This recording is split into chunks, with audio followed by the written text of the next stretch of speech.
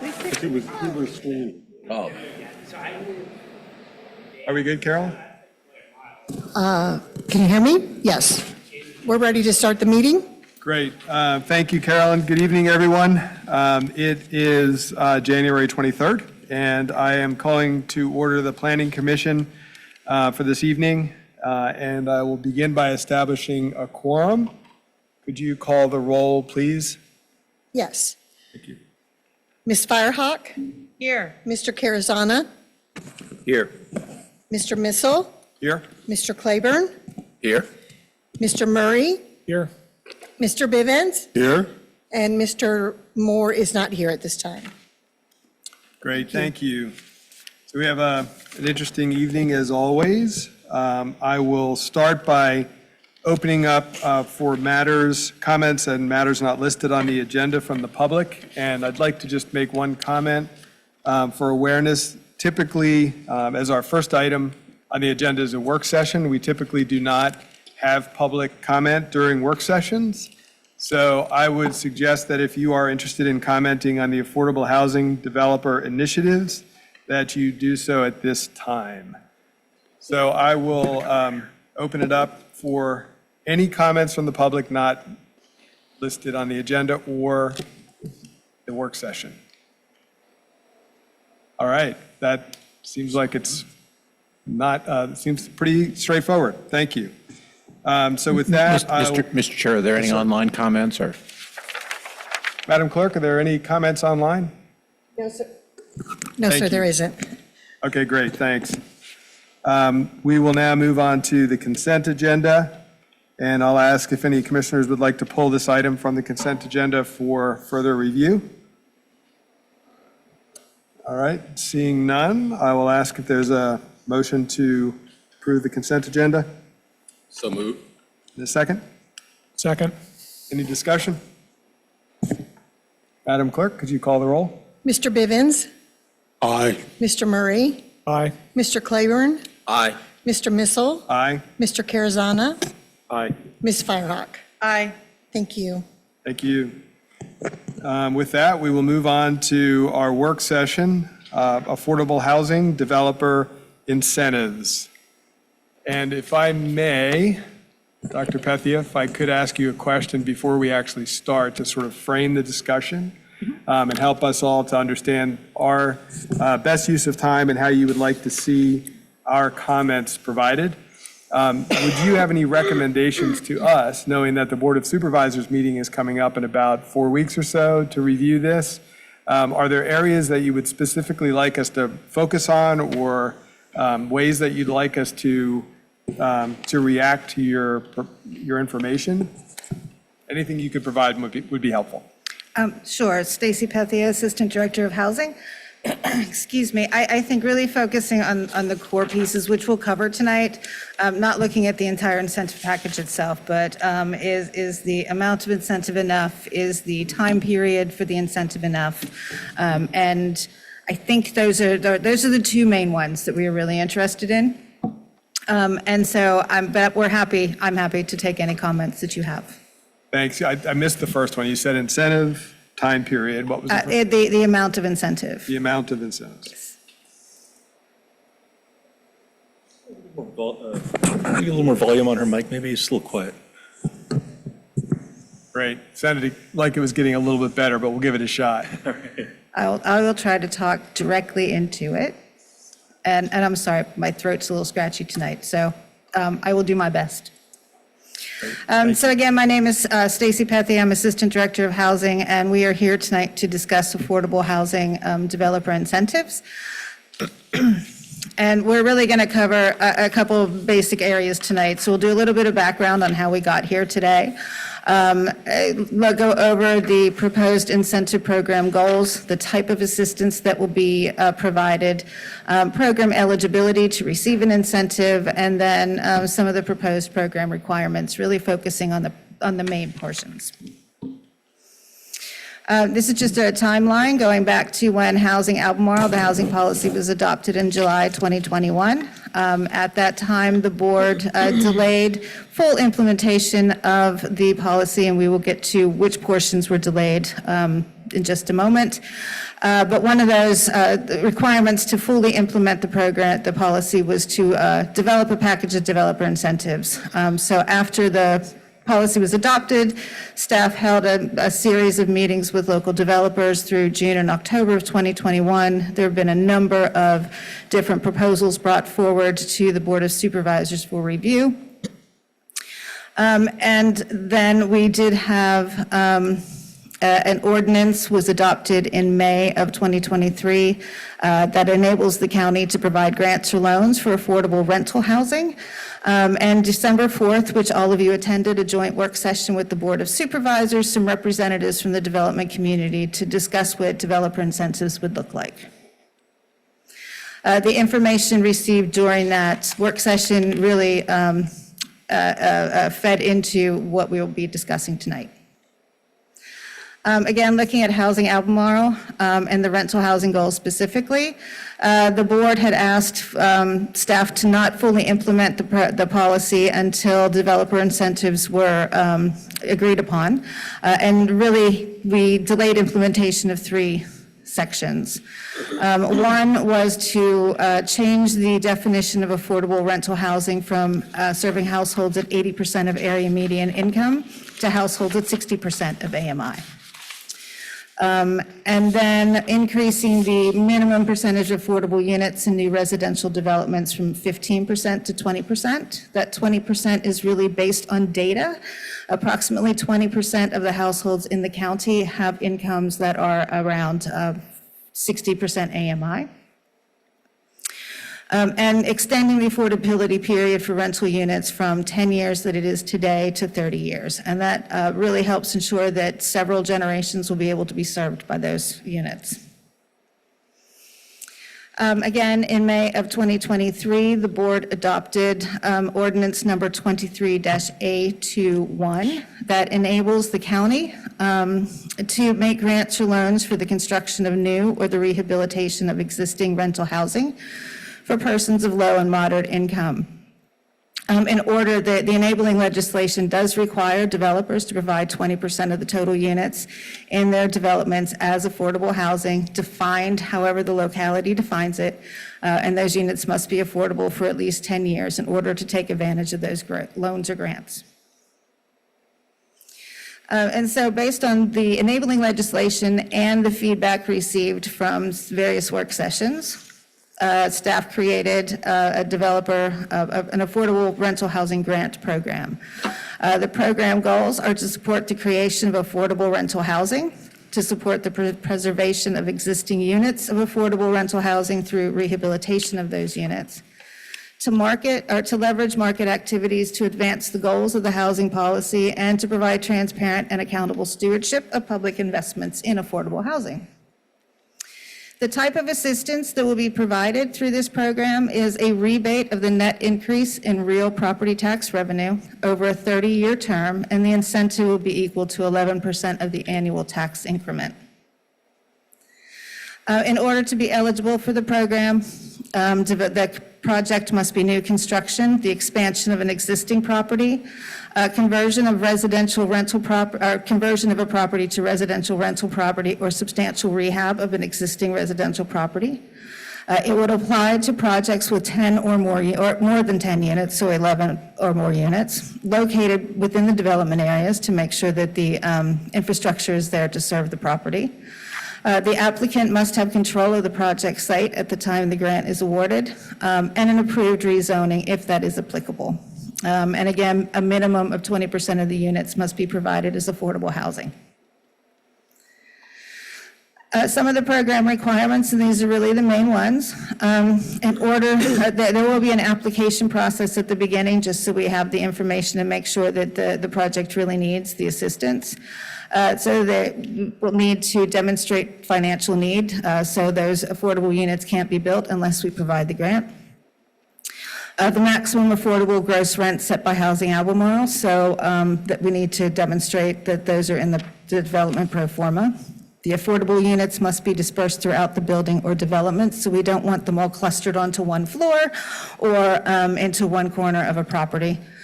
The affordable units should be comparable in style and size to market rate units. And again, they should be affordable for a 30-year period.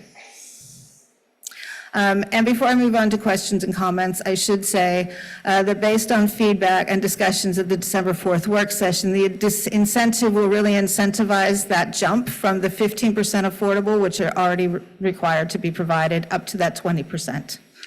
So not the full affordable units. Got it. Wow, that was a lot quickly. That was great. Thank you. So what I'm going to do is go around and ask folks to have specific questions. If you don't have any questions for Dr. Pethia, we will have a time to discuss your thoughts and comments, but let's start with just questions, and I'll begin with Commissioner Firehawk. Okay, so 2 questions. The first one is about the email that we received was a comment from one of the affordable housing providers about grants versus, tax forgiveness or other forms. Could you comment more on that? I mean, I understood the rationale for why grants were less preferred in the argument, but why we're going the way we're going. Yes, so I actually brought with us a section of the enabling legislation. It is very specific in that localities may make grants or loans to the owners of residential rental property. We are not enabled to do tax abatement, so we need to structure this in a way that it's a grant. We hadn't really thought about whether or not it would be a loan, so that is something we can consider after this meeting. Okay. And then the other question relates to restricting the affordable, these programs to the development area, if I understood that. I mean, I understand that we want to push development into the development area. I get the whole, we don't need a lecture on that, but it's also the most expensive place to build and develop. So I guess that's my question. For example, I had a while back recommended, rehabbing some houses in my district, and they were rehabbed, and that allowed people to stay in houses that, are on the verge of being condemned, and so that created affordable housing for people who couldn't fix up their homes. I think it was like maybe a dozen homes got done, something like that. So, with that kind of program, that's a substantial rehabilitation under this. I'm just wondering, and I'm not saying those programs will go away, but I just question that the whole program would have to be limited to the development area. So for this particular incentive, staff does recommend it be limited to the development area since it is related to rental housing, which would mostly be multifamily housing, and that way we make sure that the public infrastructure is there to support the new units. The type of project you're talking about, which is individual homeowner rehabilitation projects, we can still do those. We just need to use a different funding stream. Okay. Well, I know, one last note then. In the comprehensive plan workshops that we've been having around the county, one thing that came up in Esmont, which is a community, as you know, several people there talked about wanting to have a diversity of housing types and brought up the potential for townhomes or apartments or, other opportunities for people to not have to move away when, say, like, for example, they age or the kids leave the house or whatever, and they want to live in a smaller unit. So I guess I don't want to foreclose the possibility that housing type could be in Esmont, and that our program could help make that possible. Yes, absolutely. There's always going to be room to be flexible in these things, and if this program does not work, we do have other Can you guys hear me? This seems to go in and out. Really, it's not as clear as usual. That's what it's weird. Sorry. There are other funding streams that we can access to make those types of projects happen as well if this does not work. Okay. Great. Thank you. Commissioner Carazana? Stacy, thank you for the presentation. So, a couple questions. Is the incentive only for rental? Correct. Affordable, so not for homes that would be affordable, but for purchase, so it's only for rentals? Correct. The enabling legislation is very clear. We can provide public funds for the construction or rehabilitation of affordable rental housing.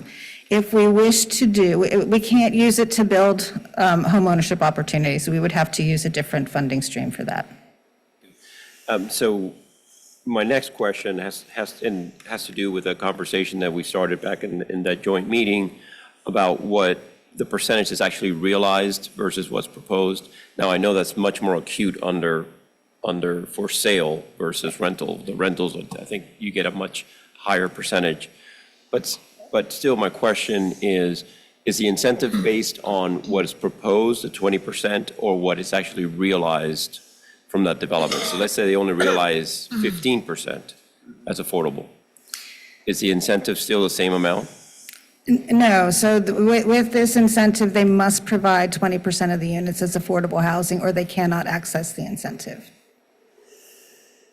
But what if they're not realized as affordable housing? So what if they don't fill them? Because my understanding is if after a certain time, if they're not filled, they go back to market rate. I understand. Sorry, I was misunderstanding your question. So we are actually, the staff is working on a process that we will have a waiting list for these types of units. So when the units come online, developers will market those directly to people on the waiting list. We are hoping to have that initially up and running by July 1st of this year.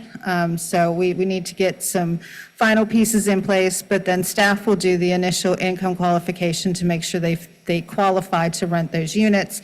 And then developers would market those units directly to people on the waiting list. So you're basically wanting to guarantee that the 20% will be filled with, so you're making some adjustments too. Correct. Okay, thank you. Great question, thank you. Commissioner Claiborne? Thank you. Dr. Pathé, could you talk a little bit about the metrics that we'll track to determine success and what tools? Essentially, what I'm asking is, do you have the resources to implement this program, to connect the dots the way it needs to be connected? Yes, so we currently have one additional housing staff person. We are in the process of hiring a second. And both of those will share the responsibility of tracking these units and this program. Okay, good. And then you had a slide up here that said all the different types of construction that are permissible. I was curious, what is not eligible? Not eligible would be homeownership opportunities. Okay, so that's it. That's it. So any renovation, rehab, new construction. And then last question, not sure if it's appropriate to incorporate this into this piece of legislation or it's a future thing, but I'm wondering, how do we start to tie sustainability and as part of an incentive to this? If you're going into the development area, location near a bus stop or using environmentally sensitive materials, things like that. Was that discussed? And I understand I want to put too much into this, but. Correct. So I do know the Climate Action Team is looking at several different incentive programs for sustainability issues, and we have been in contact with them. So Housing is working with the Climate Action Team to try to develop incentives around those very issues. Good. Thank you. Thank you. Commissioner Ray? Pass. Okay, Commissioner Bivens? Thank you, Chair. So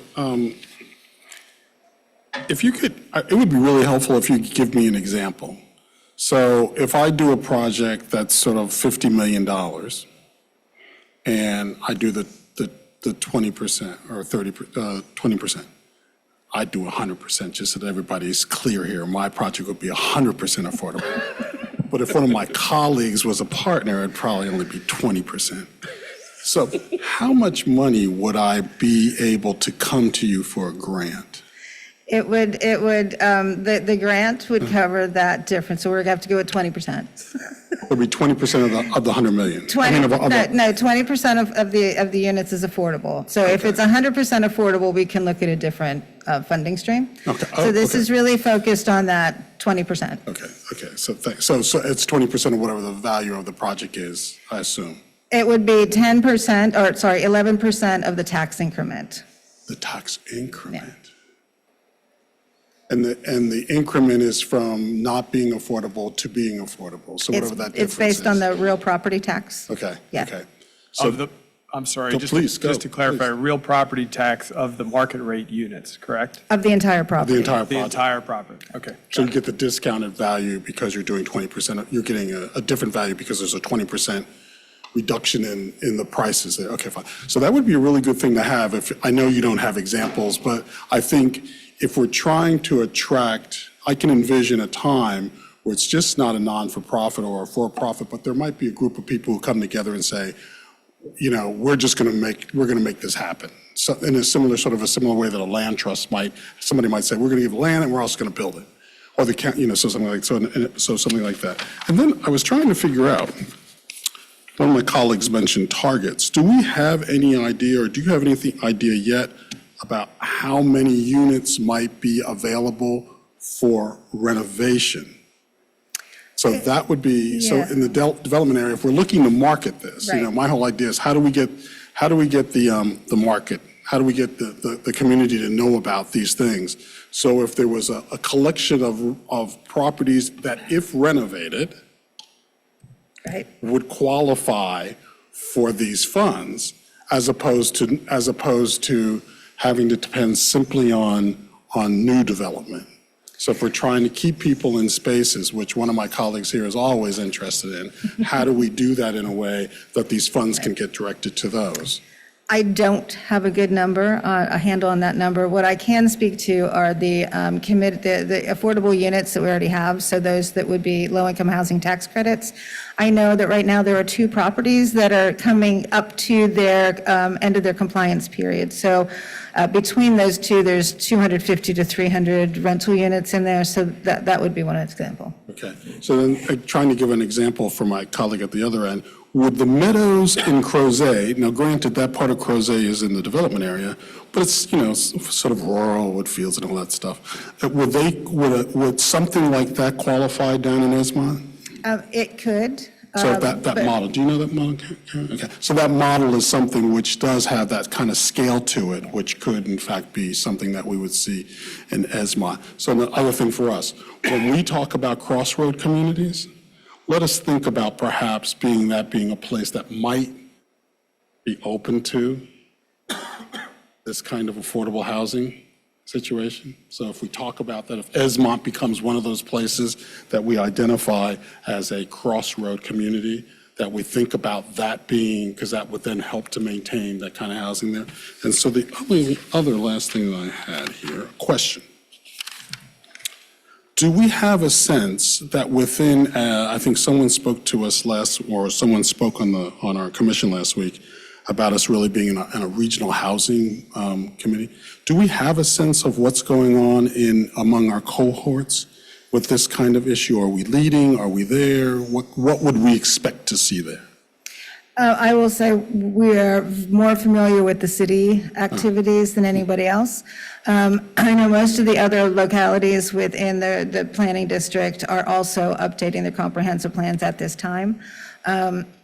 Being members of the Regional Housing Partnership, that does keep us in tune with affordable housing activities, but not a great deal of information about what's happening in other areas. Thank you, Chair. Thank you, Commissioner Bibas. Commissioner Moore? Thank you for the presentation. Like Commissioner Missel pointed out, there's a lot of good information quickly and efficiently. So a hypothetical, and this is just to better understand, I think I've got it with the tax incentive on this, but let's say there was a large rental development that had a property tax bill of $100,000 a year if it was all market. If they had 20% affordable units, their property tax bill would be $89,000 a year. Okay. That's I can't say for certain because I'm not hypothetical. the tax person. Right. But like in the hypothetical numbers, just that's the. Yeah, I'm not going to say yes or no. That's really, that's a question for the finance department. Fair. But that general idea is what we're after here. Right. Okay. And then there's another comment from the affordable housing developer Sunshine, who I just wanted to also ask. And it was about the 11% of real property tax increment.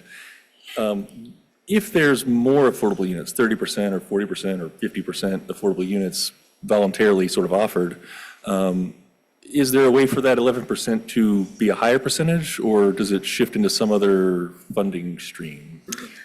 At the moment, I don't have a good answer for that. That would really require more discussion with the finance department. Okay. The percentage that is included in the program now is really, Department of Finance had done a number of calculations, and that's the percentage that they feel comfortable enough saying the county can forgo each year for each project and be able to balance the budget without cutting any services and having the revenue to attract, to serve new households.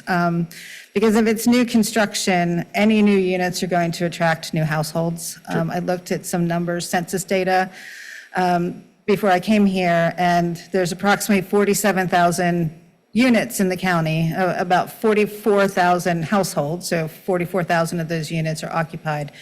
But of the vacant units, only about 580 of those are actually vacant due to being for rent and just nobody rented them yet, or for sale and no one has bought it yet. All of the rest of them are either rented, not yet occupied, purchased, not yet occupied, or they are seasonal properties. So any new units that get built will increase the households in the county. So our actually unused units is like 1%. Yeah. I also had one other question, and we can get to the discussion. And this was the minimum of 11 units in a new development to qualify for this program. And I was thinking about, and not that we have a lot of these, but if there's like small lots where a developer comes to us and wants to build 5 townhomes or 8 or 10, and include affordable units in it, is there a reason to prevent them from participating in this? Probably not. We could probably find some way to do this, or we can look at it. We chose the number 11 or more units, thinking about through the proffer system, we do ask for 15%, and it gets really hard for someone to voluntarily provide affordable units below that. So that's why that number was chosen. Thank you. Great, thanks. I'm actually going to leapfrog off of that last comment because I had a question that was similar to that. So if a developer, are we saying essentially that the development community has a choice here? They can continue to adhere to the 15% for 10 years at 80% AMI, or they can go to the 20% at 60% AMI for 30 years if they choose to pursue the grant. No, it is my understanding the board fully expects that the housing policy will be fully implemented, and this is designed to help them get to that extra 20%. Great. So the requirement moving forward will be the 20%, and the developer will have the option Yes, to go for the grant or not. correct. So, continuing on that line of thinking, you had mentioned in here that the Board of Supervisors reserves the right to set priorities among applications under consideration. The board may reject an application if it does not provide the information requested or if circumstances change. So have you thought about impacts of that statement to the development community? In other words, if this is truly at the discretion of the board and the housing policy requires the increase to 20%, which all makes sense, it seems like as the development community might feel like there's no certainty behind these additional incentives. Had you given any thought to that and how that might come across? Or? I had not, Okay. and I don't know if the county attorney's office has any comment on that or not. I'm sorry, I guess I'm not understanding the question. So when you, I'll try to expand a little bit on it. So if you are requiring, that the county is now, the county is requiring to go from 15 to 20%, just keep it at that. And the incentives are designed to help the developers close the gap that is inevitable with that cost increase and the percentage increase. It reads that if, as I understand it, it's at the discretion of the board to determine whether or not they are, even if they meet all of these criteria, conditions may change, and at the board's discretion, they may choose not to offer a grant, then really it's not an incentive for that particular developer, right? Well, The incentives are discretionary, they're not legally required, and obviously certainty and predictability is a virtue or benefit of the program, but it's not a legal requirement. Okay, so it's, okay, got it. Dr. Pethy, at the beginning, you asked us to focus on incentive time period and amount of incentives. I'm curious, with your work, which has been immense over the last couple of years, I'm sure you've looked at other communities and you've shared a little bit of insight into why 11%, why 11 or more units, and why 30 years. How do you feel? Do you feel that the incentive time period is adequate and that the amount of incentives are correct? Yes, and yes. We're really trying to fill a gap, and so we're not trying to make a developer whole for providing the 20% affordable units. So I do feel that the incentive is enough. And also, the affordability period really is in line with low-income housing tax credit and other federal finance programs and the affordability period. So that really keeps that consistent and easier for staff to track across time. Great, that's helpful. Maybe there's a math equation that I'm not following here, but if the market, the cost to build buildings, the cost to build residential increases, which it's likely to do, are the incentives designed to also increase to help with that change in market cost? So the incentives really looked at the calculations we did across several scenarios. It really looked at the annual rent revenue for a 100% market rate unit. Then we looked at that same revenue given 15% affordable housing, what that change would be. Did the same thing for the 20%. And then we figured out the difference between the 15% and 20% affordable units and what that gap is in that rent revenue. And that is where that's what the incentive is based on. So I guess the implication there is that as costs go up, the rents will also go up, and that will be incrementally Correct. tracking. Okay.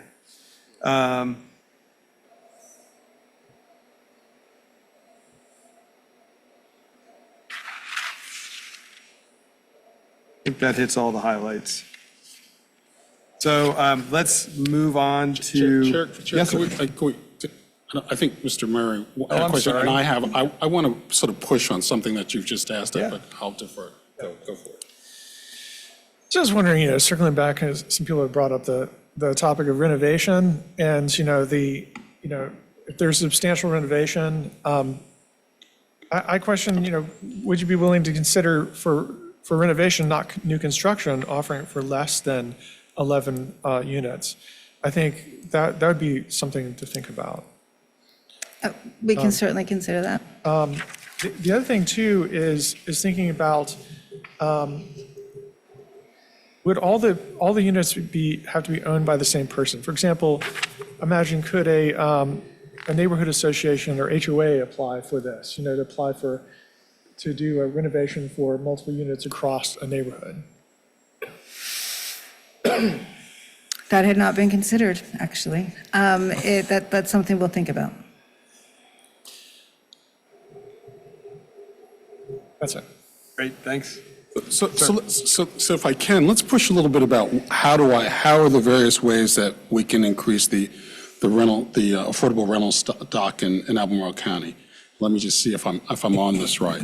So I could come in and say I'm going to build a project, and I don't need the county. All right, so that's one way. I just come in, the largest of my heart, I'm going to build some affordable housing. Thank you. You're welcome. I could come in and say I'm going to build something, but I want some more density, and part of getting more density, I have to sort of toe the line on affordable housing. At that point there, am I still allowed to write a check? So Absolutely, if you yes, tell me it's yes. 20%, I have to put 20% of the units in. Can I say, county, I only want this to be of liked income people. Why don't I just write you the check for the rest of the folks? And I could do that, and that would go to our thing, right? Okay. Correct, yes. Then the piece that we're looking at here is really the incentive piece. So we've got some market things where people just come in and do it if that's what their heart desires. We have some people who can come in and say, I want the density, here's your X factor for the density. You know what, I'm going to stroke you a check for that. I stroke that check once, and then I go off about my business and build it. And then here's the piece that we're saying, if you're somewhere in the middle, and you want to do an affordable, you want to do a project, and some portion of it, you want some portion of it, it's not necessarily related to density, because that's one piece. This is just, I want to come and I want to see if I can get a grant to do these units, however many, and it could be the by right number of units on the piece of property, but I want some piece of that to be affordable. That's where this incentive comes in. Correct, or through the rezoning. Or through a rezoning, right. So what I'm pushing at is that there are multiple ways to get affordable housing in our community. And some of them, this is one of the arrows in the affordable housing quiver. I mean, so we've just put out 3. This is the one that the county has sort of said we're going to put money towards. And I think what the chair was pushing at, if we hit a period of time where the county's budget takes a dip, these funds aren't coming from revenue per se. What the county is doing is foregoing funds. All right, so they're foregoing funds. And so as long as we're okay foregoing funds, much like we do when we let certain people opt their land into ag and forestal, the county goes, yeah, you knew I was going to go there. You should have seen it coming. You should have seen it coming. You should have seen it coming. I felt it coming. I'm glad you said it. However, they don't have to go to the finance department to say, can I opt my land into forestal? They can just say, you know what? I'm putting this land in some forestal land right here. So in my standpoint, this is actually, I think, is a fiscally more sound project because it's geared towards the finance part of the organization saying, this is how much we can afford, and this is what the impact's going to be if assuming we go along with this. So I wanted to get those 3 things out there, and then I had to slip in my ag forestal thing. Yeah, no, that's a good clarification. I think the one thing about foregoing the funds that would otherwise come in, it still can impact the developer if they choose to say, we do not want to forego That's right. losing those funds. And that's where I just think, it's a little bit of an art, right? Where I don't know enough about the timing of this and a potential affordable development that gives me enough information to know how this all plays out, right? So how far along would the developer actually get before they find out they can get this grant or not, and how much money they've sunk into the project before they find that out? I did have one other question, I'm sorry. Part of the requirements for the grant are the provision of financial information. Yes. And the first one says development budget with detailed project costs. Is there any, I'm not suggesting there should be, but I'm curious, is there any insight that the county will have as to the diligence the developer undertook during procurement of those development costs?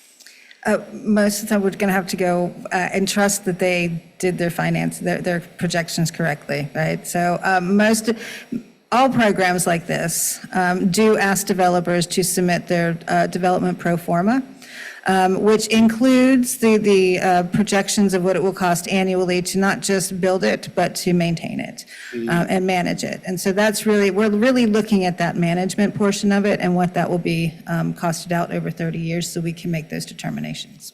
Got it. Great, thank you. Okay, let's just do a quick round 2 and go back, and this time we'll talk about general recommendations and thoughts that you might wish to pass along to the board. And if you have any comments on incentive time period and amount of incentives, this time, where did I start last time? I think I started there. Let's start with Commissioner Moore. I think it's a long process that is an important arrow in the quiver of arrows we have to work toward housing affordability. I like a lot of things about it.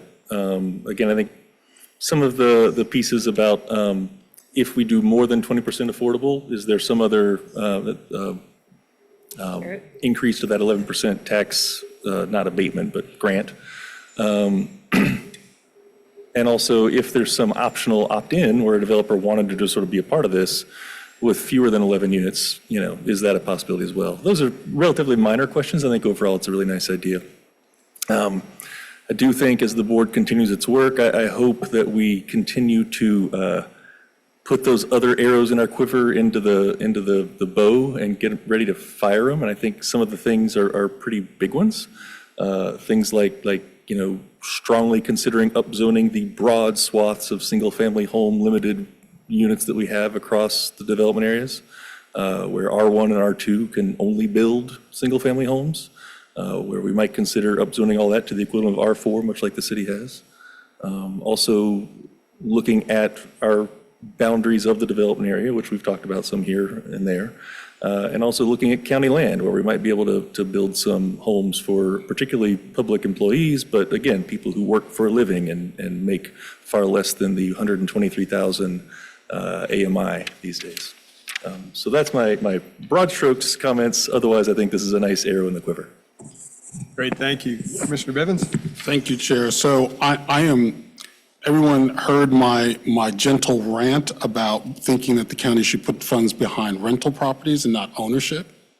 And so I'm very pleased about that's where we're stepping out first, because I do think that's the place where we have the longest impact in making the housing stock affordable in this community is with rental units. And so I'm glad about that. One thing I didn't understand is said that I think, and I tried to find the note, I have this noted here about what happens at each renewal. So if I do 30 years and I want to continue it for another 30 years, is that a renewal period that allows me to be the 11 that have to still take advantage of this?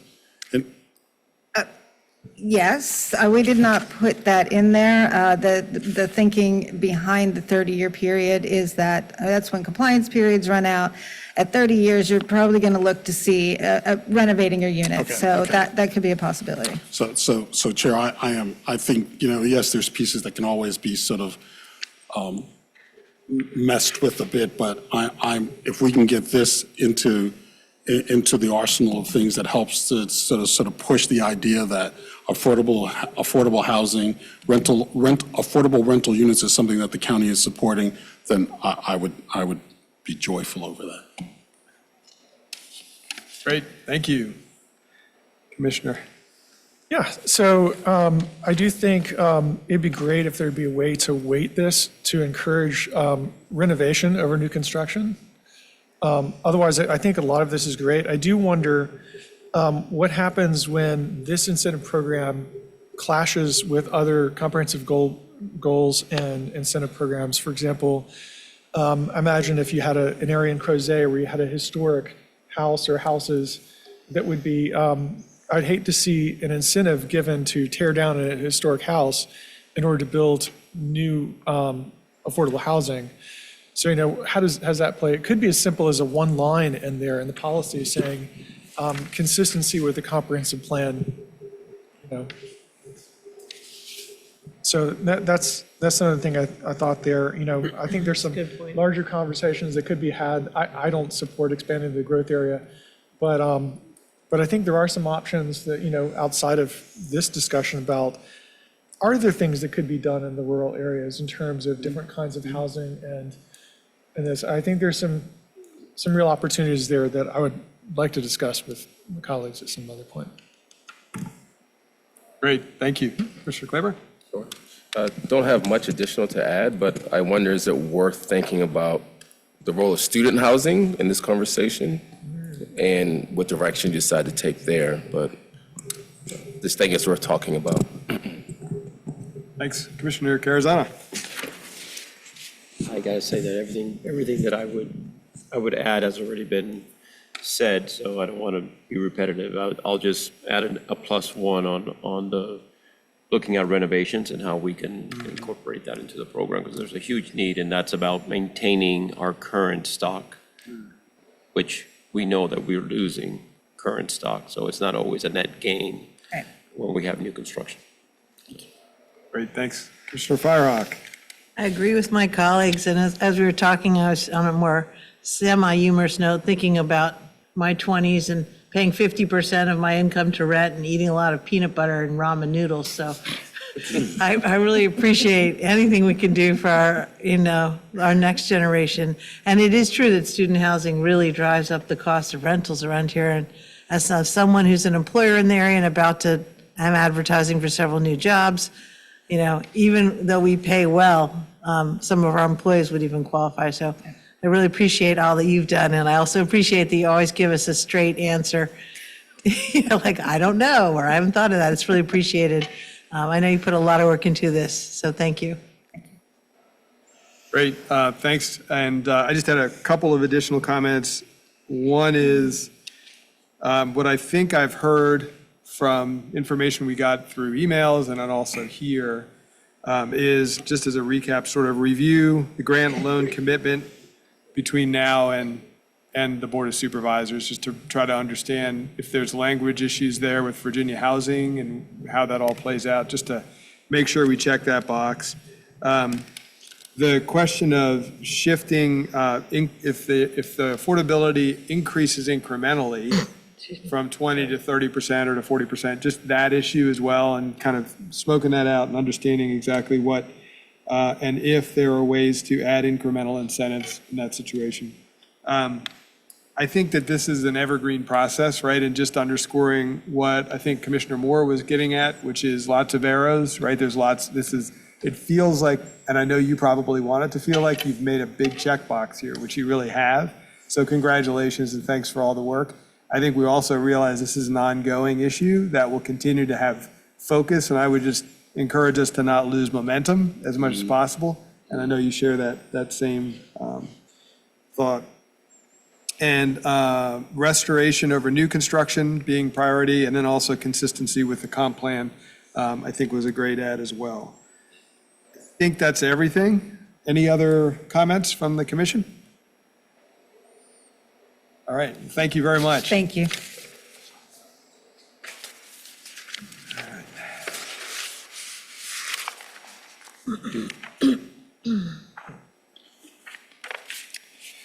Okay, with that, we will move on to public hearing items, beginning with ZMA 2023-00011, 4102 Dickerson Road.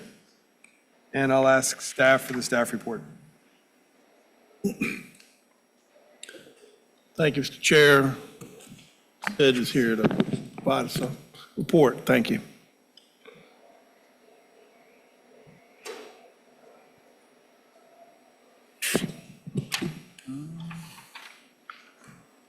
Coming. Okay. Go. There you go. All right. Good evening, everyone. My name is Sid Schoaf. I'm a senior planner with the Albemarle County Planning Division in the Community Development Department. Tonight, I'll be giving staff's presentation for ZMA 2023-11, 4102 Dickerson Road. This is a proposed rezoning of a 2.22 acre lot from rural areas to light industry. The subject property of this rezoning is located north of the city of Charlottesville, near the Charlottesville Albemarle Airport. It is located at 4102 Dickerson Road, which is north of Airport Road, south of Chris Green Lake Park, west of US 29 North, and east of the airport. The tax map parcel is 32-9H, and the entire parcel is approximately 2.22 acres. It contains an existing one-story single-family dwelling unit and an existing detached garage. The property is zoned rural areas, and it's shown as white on the map. The parcels to the north and northwest are also zoned rural areas, where the properties to the north are mostly single-family residential, while the property to the west is the Charlottesville Albemarle Airport. To the south and southeast, a majority of the properties are zoned light industry. Lastly, the parcel to the east across Dickerson Road is zoned Planned Development Industrial Park and is owned by the University of Virginia Foundation. And then lastly, the Airport Impact Area Overlay District also affects this property due to its proximity to the airport. The subject property is located within the community of Hollymead in the Places 29 Master Plan. The future land use designates light industrial, which calls for manufacturing from prepared materials, processing, fabrication, assembly, and distribution of products. For this application, the applicant is requesting to rezone the entire 2.22 acre property from rural areas to light industry. If the rezoning were to be approved, this is a concept plan of what the future site could look like. The applicant is proposing for the existing home and garage to be utilized as office and storage space. Both structures currently meet the light industry setback requirements for a front minimum setback of 10 feet and the side and rear setback of 50 feet if it is adjacent to a parcel that is zoned rural areas. The ordinance also requires a 30-foot use buffer if it is adjacent to a district that is not commercial or industrial. The applicant will be required to provide a 30-foot use buffer that consists of landscape screening along its northern property line to meet this requirement. Additionally, the concept plan illustrates a proposed parking area and proposed one-story warehouse. These would be subject to a site plan review by internal and external staff to ensure all codes and regulations are being met. Currently, the site is one of 6 parcels in this area that's located in the development area that is not connected to the Albemarle County Service Authority jurisdictional area for water and sewer. The site is currently served by well and septic systems. This is a map provided by the Albemarle County Service Authority that illustrates the existing water and sewer connections in the area. The subject property is highlighted as yellow in the northwest corner of this map, and the closest connections to water and sewer are approximately 700 feet away. Per County Code subsection 18-26.2, a special use permit could be necessary if the site is not served by public sewer or water and it consumes more than 400 gallons of water per site acre per day. In sum, there are 2 factors favorable. The first, the request is consistent with the county's growth management policy and the recommendations in the Places 29 master plan. The second is that impacts to neighboring properties are not expected. There's one factor that's unfavorable, and it's that the property is not connected to the Albemarle County Service Authority water and sewer facilities. With that being said, staff recommends approval of zoning map amendment request ZMA 2023-11 4102 Dickerson Road. And I'd like to open this up for any questions from the Planning Commission. Thank you. Great, thanks. Great presentation. Any questions from the commission? Could you walk us through the process of expanding the jurisdiction? Expanding the ACSA jurisdictional area. Is Rebecca here? Would you like to explain that process?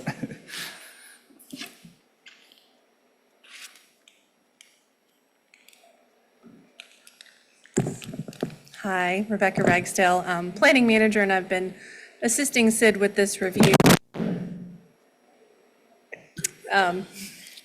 Apologize for any audio issues. So the Board of Supervisors would have to amend the jurisdictional area to authorize water and sewer service. This is a kind of a unique spot in the development area where we have a gap.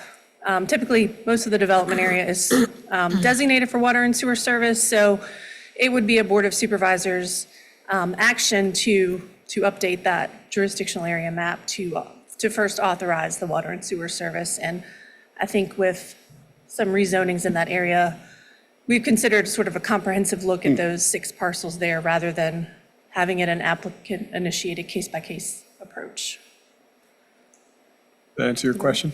It does, but could we also, I mean, is it within our power to also include as a separate motion as part of this to recommend to the Board of Supervisors that they do that? I couldn't hear you. Oh, would it be possible for us also to consider a separate motion in addition to this to recommend that to the Board of Supervisors? That they examine this as an area for expansion of the service area? Yes. Well, the Planning Commission could, but that's not really before the Planning Commission. I mean, the process, as Ms. Ragsdale indicated, is really a Board of Supervisors issue rather than a Planning Commission issue. But the Planning Commission is free to make whatever recommendations it feels appropriate. I would, if that's something the Commission is interested in doing, I would suggest that it be in the form of a separate motion than what's before the Commission tonight. A motion or a recommendation, I guess, too, right? Correct, but the Commission ought to consider the application that's before the Commission on its own merits before addressing other issues. Great, thank you. Any other questions? Yes, ma'am. I had a question. In the illustration, it says the setback has to be 50 feet from the property, but then there's this proposed gravel parking lot that goes all the way to the edge. It didn't make sense to me.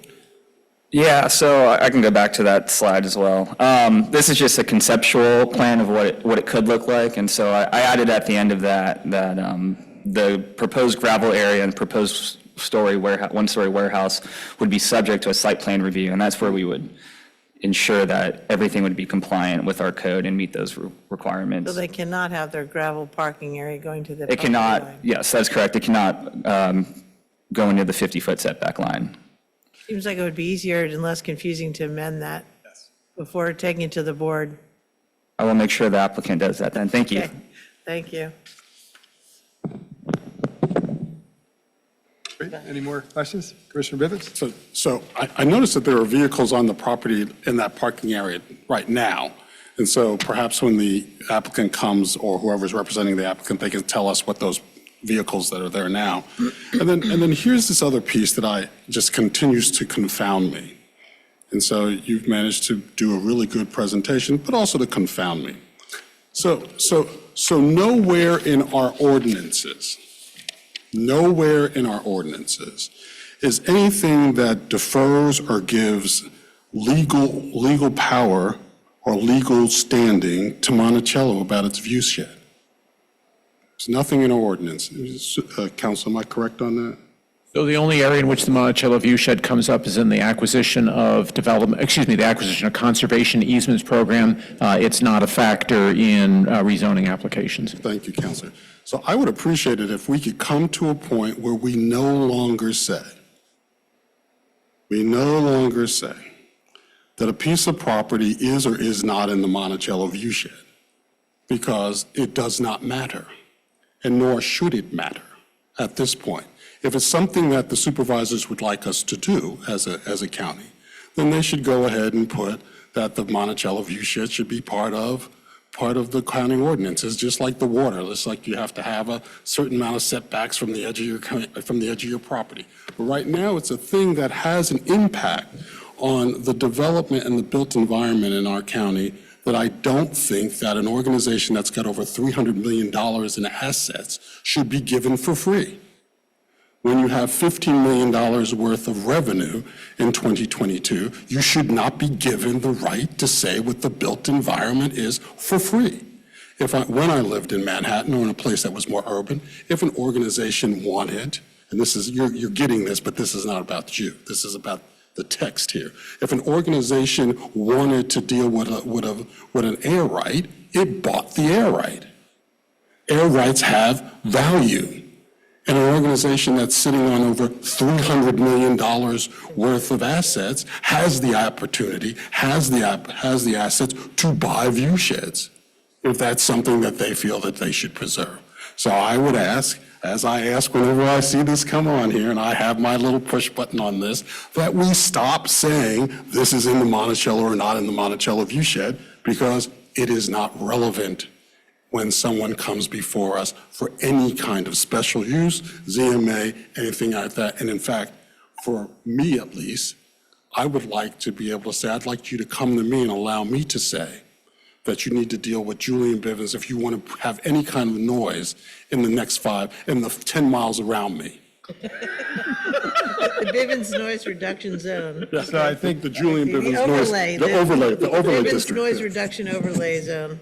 So I think this is, appreciate the heads up on that and the comments. I think it might be a good thing for us to talk about as with staff and continue to have that dialogue. So thank you. Any other questions? No? Great. Okay, well, with that, I will open up the public hearing and look to the applicant for their presentation if there is one.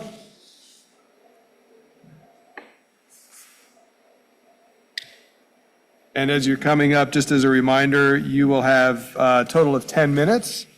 The light will stay green, and then when it goes to yellow, if you could just follow or kind of finish up your most pertinent points, that'd be great. My name is Darren Jacklone, and I'm one of the partners of 4102. I also own the property next door 16 years ago that we rezoned to light industrial at Rooftop Services office. So basically what's happened is the guy next door, there was a family living there. It's all in well and septic, just like our property is as well. He wanted to sell. We offered to purchase it, and that's what we've done, and with the intent of trying to rezone it to expand our business. Basically, it's, contractor home improvement.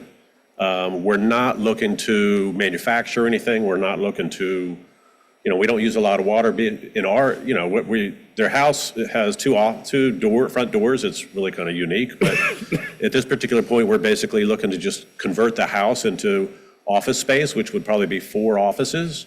The garage, use it for storing materials, some equipment, potentially put a warehouse in the back.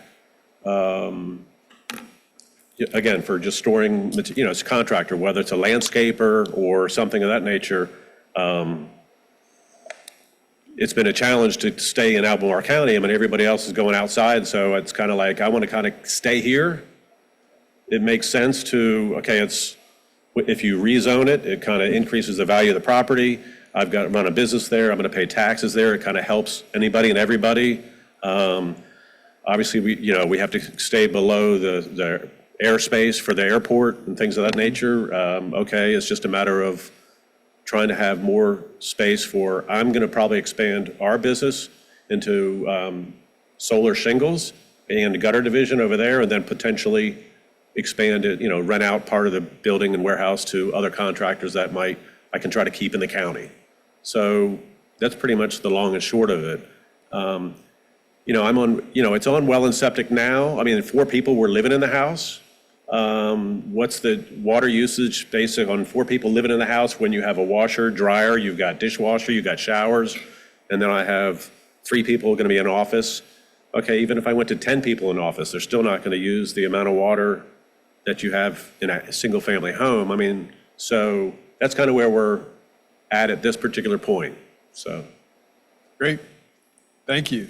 So I did reach out to the Service Authority, and they basically said, okay, this is what it's involved. You got to hire an engineer. This is the drawing. You're going to have to hire an engineer. They'll work with the county on getting it approved. Once it's approved, then you need to get estimates on contractors to do all the work. You're easily $100,000 for me to get water and sewer brought over to my property. Now I have 1.5 over there, but yes, the neighbors would like to have water, but once I tell them how much it's going to cost, Right. I'm on my own. And why, do I need to pay the $100,000 and $150,000 to get water over there, and then other people? It's just. So my take is it's almost like if I need to do it, if I'm manufacturing product that I need an excess amount of water, or I'm going to be using a lot of sewage, then it would kind of make sense, but I'm not so sure for $100,000. So. Great, thank you. Any other comments? No. Awesome. So before you go, any questions for the applicant? Yes, Commissioner. Thank you, sir. So is it safe to say you're not going to be washing vehicles or doing maintenance on vehicles and equipment and things like that? Airport Auto does all of our maintenance, and yeah, we should be washing our vehicles more often, but no. Right now, we go down to Sheets, or we go down to the car. There's enough car washes in town now, so. Okay, thank you. Mr. Bivens? So, good to see you. So the vehicles I saw now behind the property, they had your logo on it, Yes. which was what made me went, well, this is a different guy than Rooftop, but okay.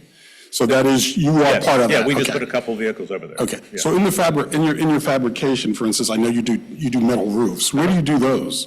And where would that work be done to the extent that it needs to be done? So we have trailers, and there's a trailer next door that has a pan machine in it. We have 1,000-pound rolls of copper, metal, that we put in the pan machines, and they go out and run off just like a gutter machine.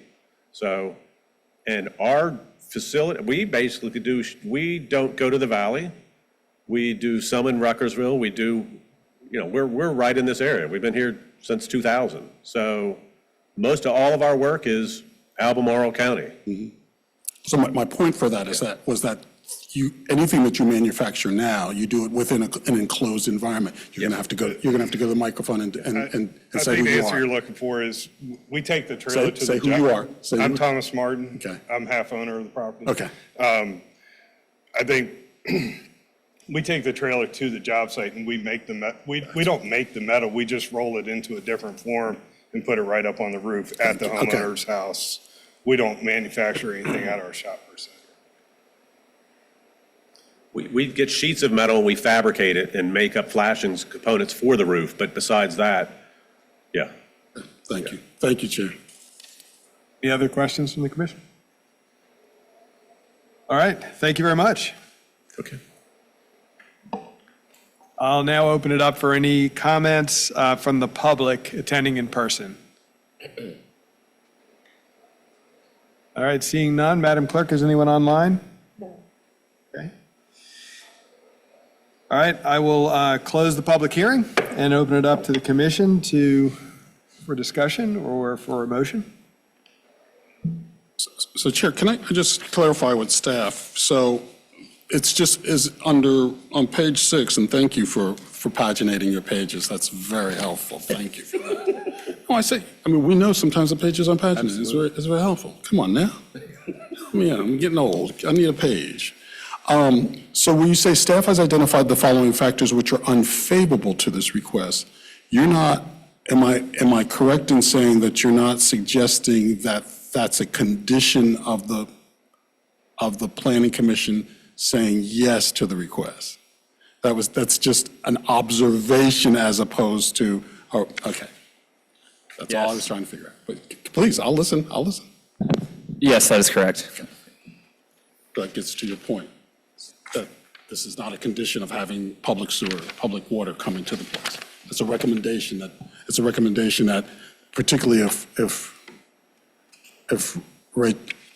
Rebecca is saying that there's a bigger project coming there, that may get swept up into it. So we can say yes, and I think the notes will indicate that we would like that to be as minimal cost as possible for that particular part.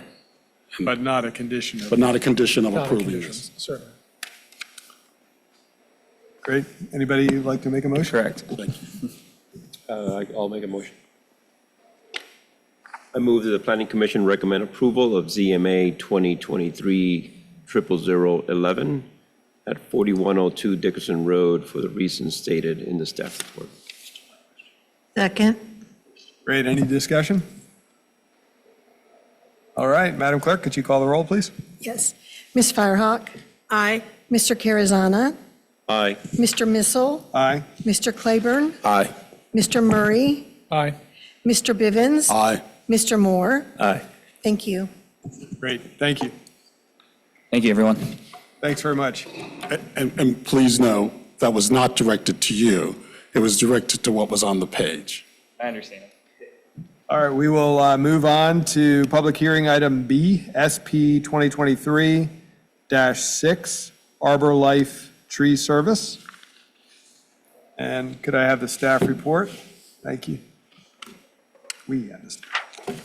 Yes, give me 1 second. Good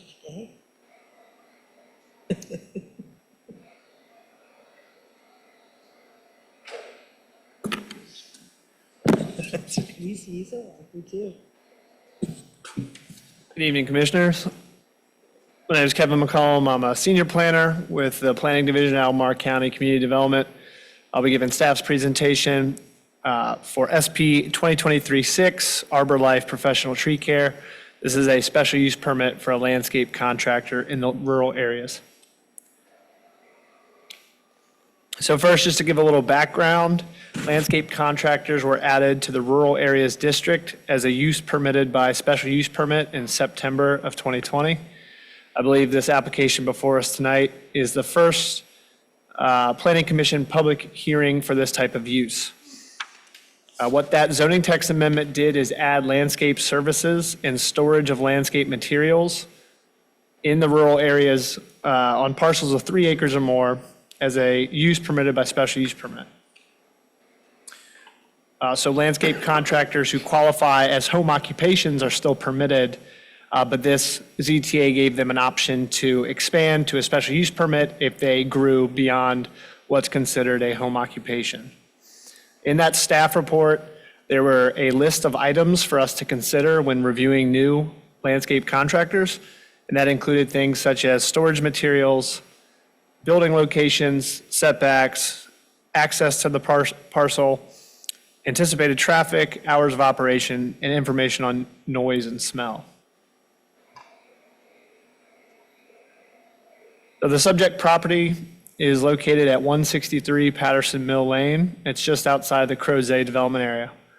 Property is on the southern side of Interstate 64, across Patterson Mill Lane, labeled 71-39 on the image, is a VDOT-owned maintenance and storage facility. To the south and east along Patterson Mill Lane, there are some residential properties.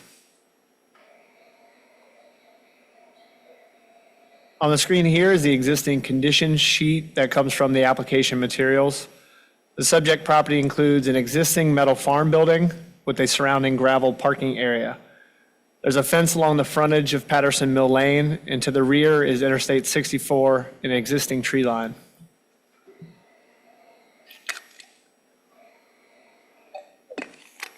Here's a Google Street View screenshot to show those existing conditions. This is from the frontage along Patterson Mill Lane. You can see that existing fence, the building, the gravel parking area that surrounds the building, and 64 is just beyond that tree line in the rear of the property. Here is the conceptual plan. The proposal is a landscape contractor business that would use the existing building on the site for equipment and would have on-site storage areas for vehicles, equipment, wood chips, mulch, and other large wood material.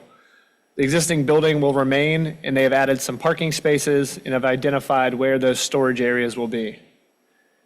The applicant's narrative describes daily use of the property as a location where employees will arrive and park their personal vehicles before leaving the site in company equipment to use during the day. So the associated equipment and storage materials will be kept on site, but a large majority of the work will actually be done off-site.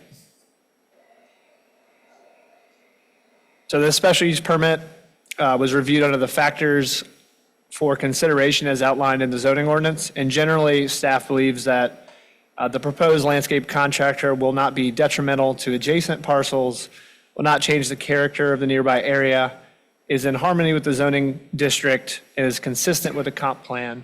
However, we do think there are a few conditions to ensure that these factors are met. So we have proposed 4 total conditions. I'll just go through them real quickly. The first is a standard condition we use so that development of the property will be in general accord with the conceptual plan that they have provided. This condition ensures that the buildings, parking areas, and storage areas will be in the same general location as they have shown on their plan. The second condition is to ensure that proposed use will not have negative impacts on the abutting property to the south, which is residential. So staff believes that the proposed landscape contractor use has industrial characteristics, and we believe the industrial use buffer requirements in the ordinance should apply. So these are the same buffer requirements that Sid talked about in his presentation previously. So this means a 50-foot building setback, a 30-foot use buffer, and any additional necessary screening along that property line of TMP 71-37J, so that property just to the south. The concept plan that they have provided demonstrates that compliance with these regulations is feasible. The last 2 conditions, condition 3 is based on comments from the Virginia Department of Health and also building inspections, and it's to require a bathroom on the property for employees. The last condition is based on recommendations from our engineering division, and it's to require a VSMP plan application that addresses all prior site disturbance that was done on the site incrementally. So to conclude, staff has found the following positive aspects. The proposed use is consistent with the comprehensive plan, and no detrimental impacts to adjoining properties are anticipated. Staff has no additional concerns that weren't addressed by our proposed conditions. So to conclude, staff's recommending approval of this special use permit with the conditions as recommended in the staff report. With that, that concludes my presentation. Are there any questions for staff? I also have motions on my last slide. Thank you. Great, thanks very much. Great report. Any questions from the commission? Commissioner Claiborne, start with you. Thank you, staff. I just have two questions. I think they're for clarification. So, excuse me if they're silly, but under the planning and zoning history, the second item, the WPO, I'm just want to confirm that last sentence that says engineering is recommended a condition of approval. That's past history. That's not for us today, correct? The recommendation of a new VSMP is how we got to the condition of approval that we're suggesting in the staff report.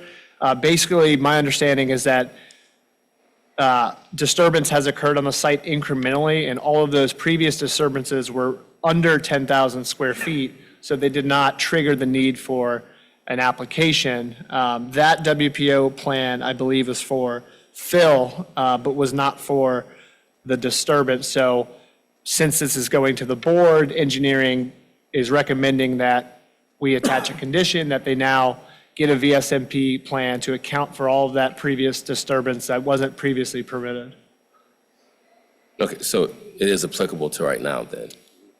Okay. Yes, Okay. that's correct. All right, it threw me off because it was under history, but I got you. And then the last question I had, you make reference to there's no well or septic on site. When the condition starts to speak to sewer, do we not need anything around the water piece? Like, Yeah, so staff is recommending that there's adequate well and septic on the property for the employees. The building was permitted as a farm building, so I believe there's no water or sewer connection. Yeah. So staff thinks, given the number of employees that would be coming to the site, that a permanent bathroom water facility is appropriate for this use. yeah. And I agree, I just didn't see anything. Did I miss that in the conditions? I saw septic, I didn't see well. Number 3 just says septic, right? Yeah, it just says septic, but shouldn't we, my question is, shouldn't we be saying something about you must have a well to provide the water? Or cistern, some mechanism or vehicle to get permanent water there. Sure. We can certainly add that. Planning Commission feels that's appropriate. I think, VDH approval will be required. I think in their comments, they had mentioned alternatives, and this condition was really to address that. We didn't want any half measures when it comes to toilets or, bathroom Sure. facilities. So this isn't addressing the water, but I think we could definitely consider that when going to the board. Ms. Ragsdale, did you have a question or a comment? Saw you stand up and wave, unless you were just saying hi. Sorry if I was out of turn. No worries. So with conditions for special use permits, we don't want to duplicate anything that's already covered by another code. So well and septic will be required in this case. We didn't want any alternative measures for septic. There aren't really any other alternative measures for wells, but we can clarify that. So that's why these conditions were recommended, because there are things we want to either prohibit or capture that weren't captured prior, like with the VSMP plan. That sounds great to me. I only asked that question because the leading sentence on condition 3 doesn't read as you just indicated just then, so. Okay, we can work on clarifying that. Thank you. Can I ask a follow-on to that while she's there? So what was the reluctance about, you said alternative measures or alternative technologies? Like, for example, they could not put a composting toilet on the site like they have at Ivy Creek Natural Area? Well, I think that, with the commercial use, we were reluctant to allow, certainly not anything like pump and haul. Like what? Pump and haul. Oh, pump Sorry, and haul. pump and haul. Okay, yeah. So I think we thought that traditional on-site facilities were appropriate for a use approaching commercial in nature. We can revisit the composting toilet, but it's not like a recreational use. It's a No, but like place the where- composting toilets at Ivy Creek serve quite a few people per day and surely no more than what the contractors would be using. And I guess, because it would be less polluting than putting in a septic field. Right, so these are draft conditions, and as always, Okay. y'all have insights, like you said, that we need to consider. And Mr. Savoda, did you want to, our zoning administrator may have something else on the topic? An all play. There you go. We're all. Bart Swoboda, zoning administrator, Albemarle County. So the composting toilets, if we get to that question, it's a disposal system approved by Virginia Department of Health. That would qualify. That would Okay? what? That would qualify Yes, okay. as a permanent system on site. Okay. What we wanted to get away from was a pump and haul and. Sure, I understand, but if we, if we had composting toilets, we don't need a septic field. So Correct. that would make sense as a condition. Right, so, well, as the condition, so what I'm getting at is the language in the conditions, as a permanent on-site sewage disposal system, which is either septic or composting toilet. Okay. So it also leaves them more options for, let's say they do some soils work and there's other things that they need to do. Sure. Engineered system, so that condition, I believe, covers everything that you're concerned about. It gives them the option to do any of those. And then with the well, because there's other codes that require potable water, we wouldn't put that in as a condition. You would not, you said. No, because we have other codes, USBC, Health Department codes would require that we have a potable water source. So by default, that's already a requirement. It's kind of hard to hear I don't know if the lights are making a lot of noise. It was hard to hear. So, if I understood you correctly, what you were saying is that you would not make a recommendation on the water because there are other ordinances, there are other ways in which we can get to having permanent water there. Correct. Great. Thank you. Commissioner Carazana, you had a question?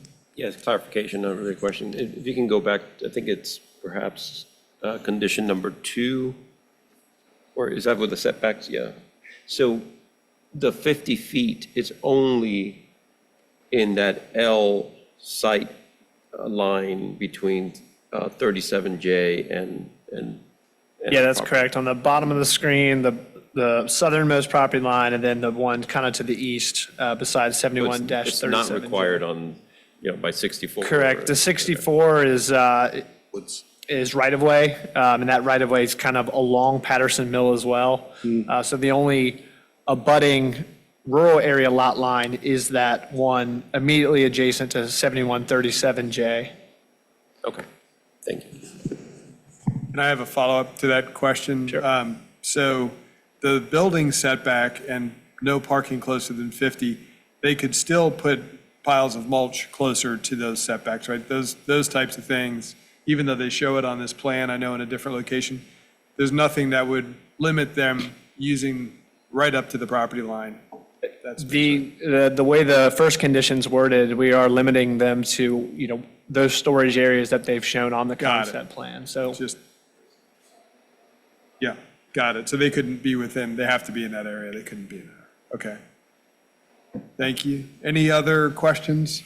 Chair, if I could just ask, do we, so if we look at property 37J, do we know if, since I know we probably didn't do a community, we didn't do a community meeting on this down there according to the notes, but do we know if there's been any conversation between the applicant and the residents of 37J? I think they can answer that when they come So up when to they come present, up, but we you'll did. leave that, okay. that's We fair. did have a community meeting. It was held at Western Albemarle, I believe. And it was back in August of August, yeah. 2023. But there wasn't any, Not a lot of attendance. There were a few folks. okay. Because if I'm correct, directly across the street from 37K, that's a VDOT, 7139 is a VDOT, whatever you call those. That's whatever you call correct. VDOT things, right, okay. So it's a VDOT yard, I guess one would call it. Great. Any other questions? I just want to underscore one thing that's pretty clear in the proposal. It reads, a landscape contractor that would utilize an existing building on the site, so there won't be any additional buildings, correct? They'll be limited to what's shown on the conceptual plan. They do show a smaller building there, a new 15 by 30 building in the storage area. Oh, who cares? Oh, the one, I see it now. I missed that. Okay, got it. So Kind of a that small piece, shed, and, yeah. yeah. And on-site storage areas for vehicles, equipment, wood chips, mulch, and larger wood material before transport. Can you just so we're super clear, can you point those areas out? I see the wood chip. There's parking. Yeah, they're mostly on the eastern side of the building, and in the southern side, there's a few, parking spaces proposed, kind of as you enter into the property. To the left, there's 5 parking spaces proposed. Got it. And 4 adjacent to the building. And then all that storage mostly is in the rear of the site, kind of near that existing tree line. There's a log storage area, and then a new vehicle storage area in the rear. That's probably the largest storage area. And then also wood chips that are closer to the Patterson Mill frontage. Got it. And then the new log storage areas in the front adjacent. Yes. And then the critical slopes are shown with the hatched area on the right, right? I believe that's correct. And the existing tree line does not, unless you tell me I'm wrong, does not look like it's going to be impacted. That's correct, and we'll review screening when they also need a site development plan. We'll definitely be reviewing screening. Interstate 64 is entrance corridor, so, making sure that there is at minimum adequate existing tree line, and they'll have to add additional screening where necessary. Great, thank you. All right, no more questions from the commission. If not, I'll open up the public hearing and call for the applicant's report.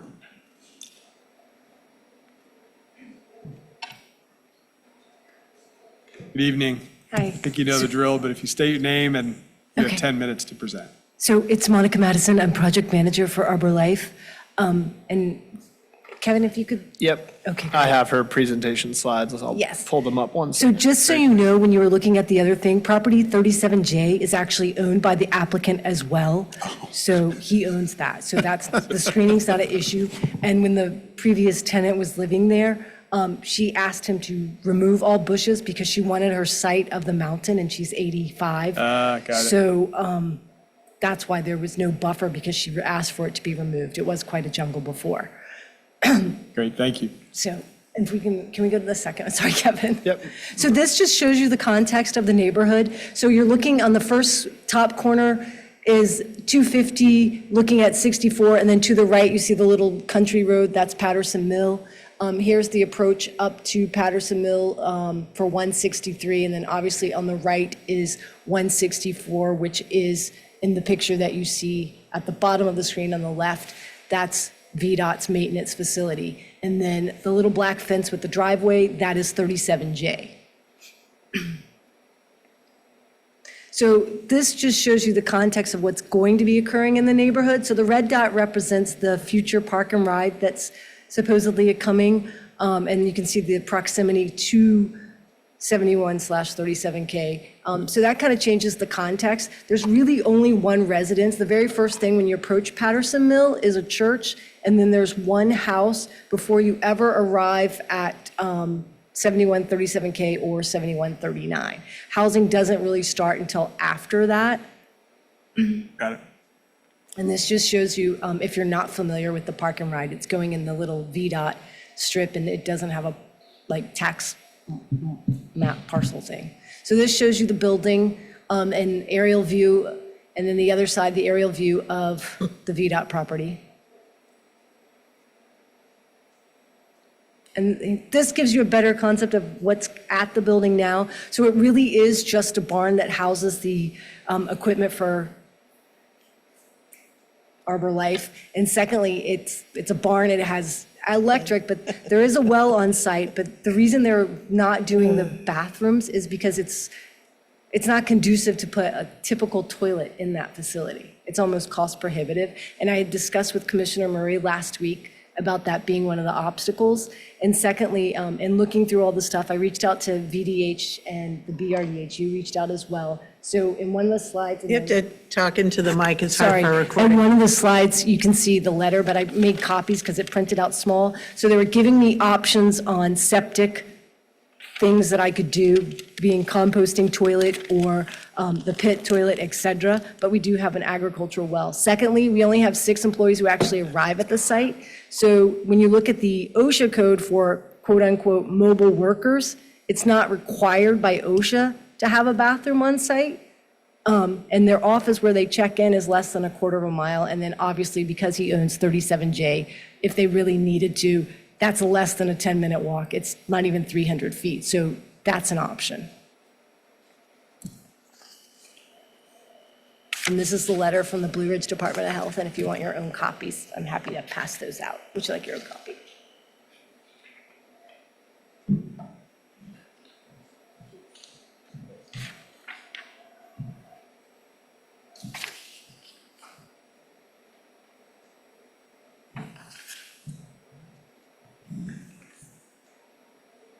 Thank you.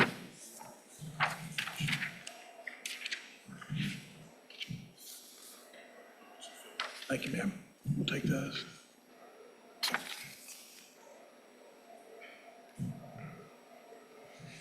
So if you have any questions now. Great, thank you. Any questions for the applicant?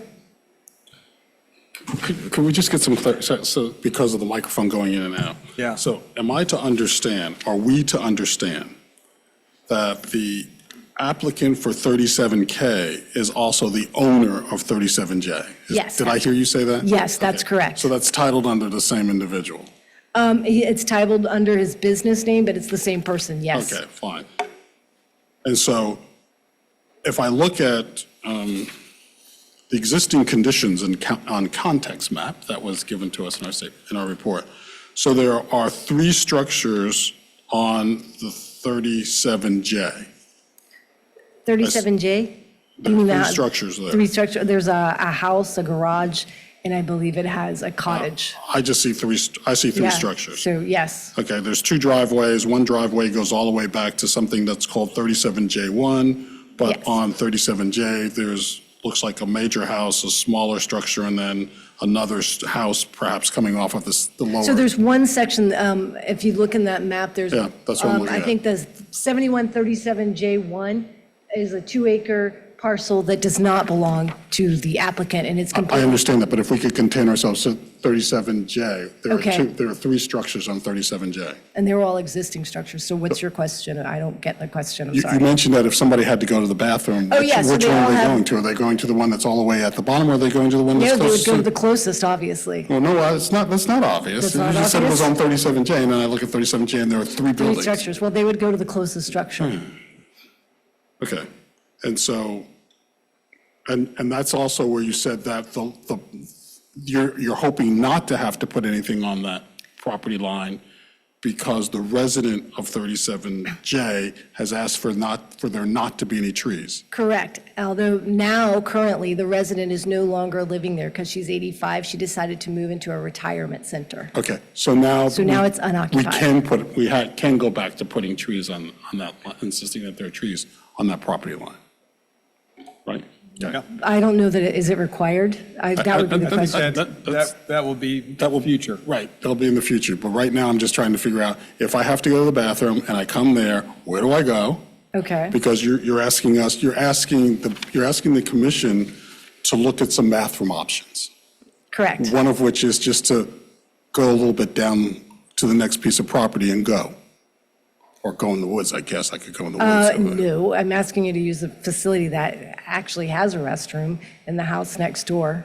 But I still have to Which we go there. own, which the business owns, so Okay, I don't see but- that as an issue. Okay, so I'm just trying to figure this out because Okay, one of the staff has said that we should have a facility on the property. And you're and if asking, you check the VDH, they gave me options. I think one of the options that came from Alan at the Virginia Department of Health was a pit, which is like the composting toilet or Right. what's at the public parks.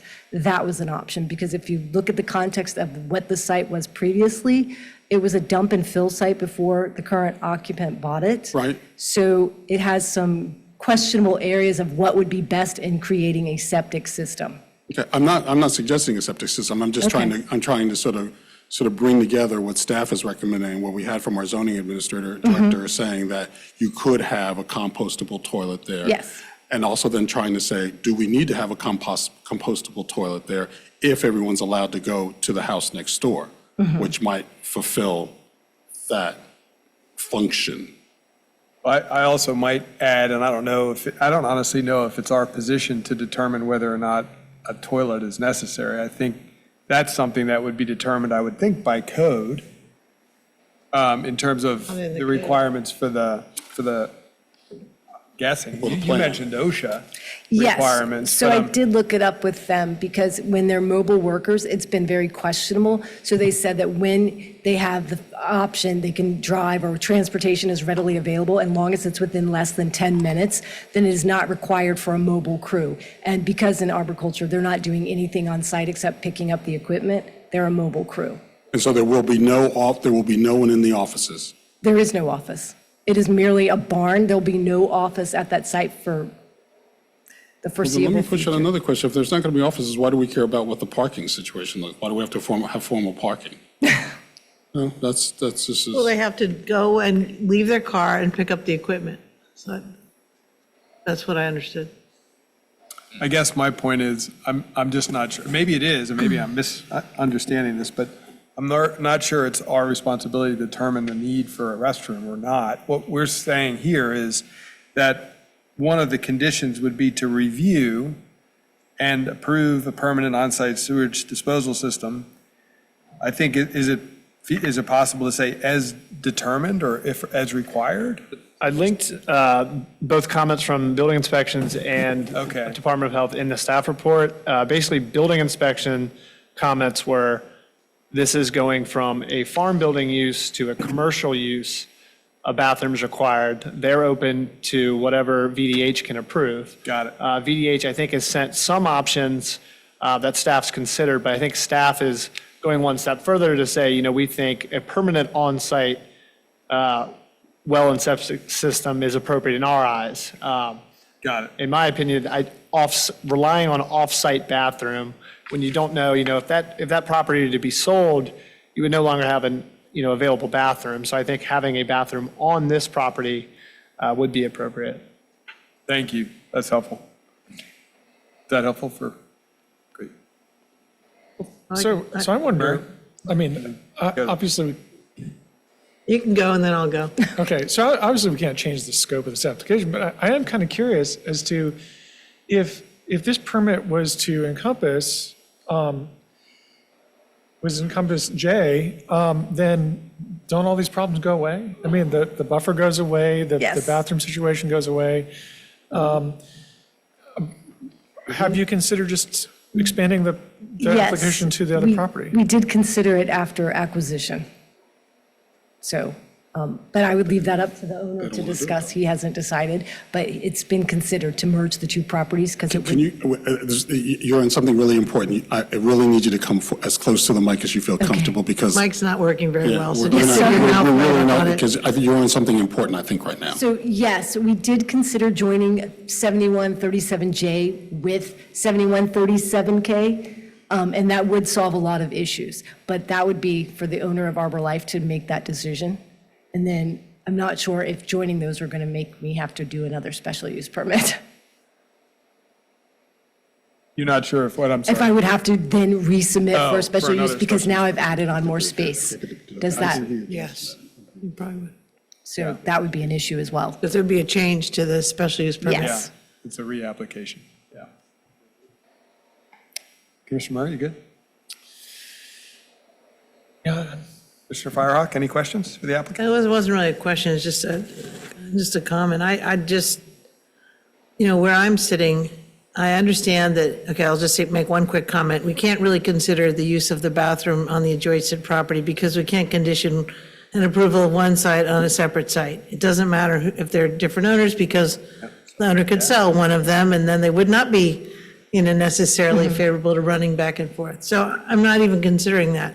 But I would say that I'm also sympathetic to the owner. That doesn't seem like a place where people are spending time hanging out. They're coming, they're getting a piece of equipment and they're leaving. So, and it's a small business. And this isn't, it can be an expensive overhead item to add. So where I'm sitting, I don't think that we need condition number 3. So I'm not in the same boat as, and this whole conversation's been how to accommodate the bathroom, and I don't believe that we need one. So that's where I'm at.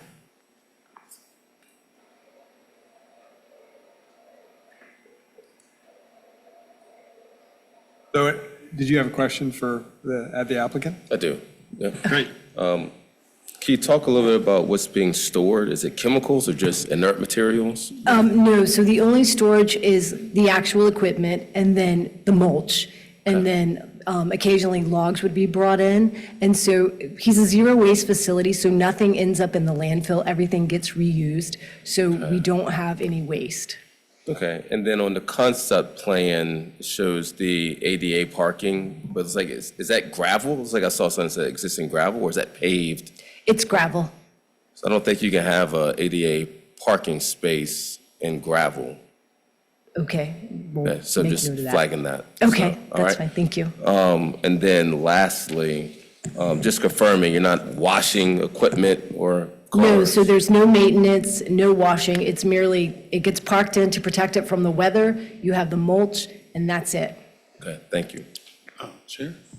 Yes, sir. So just so that I understand, are you moving the operations from German Gap Road over there?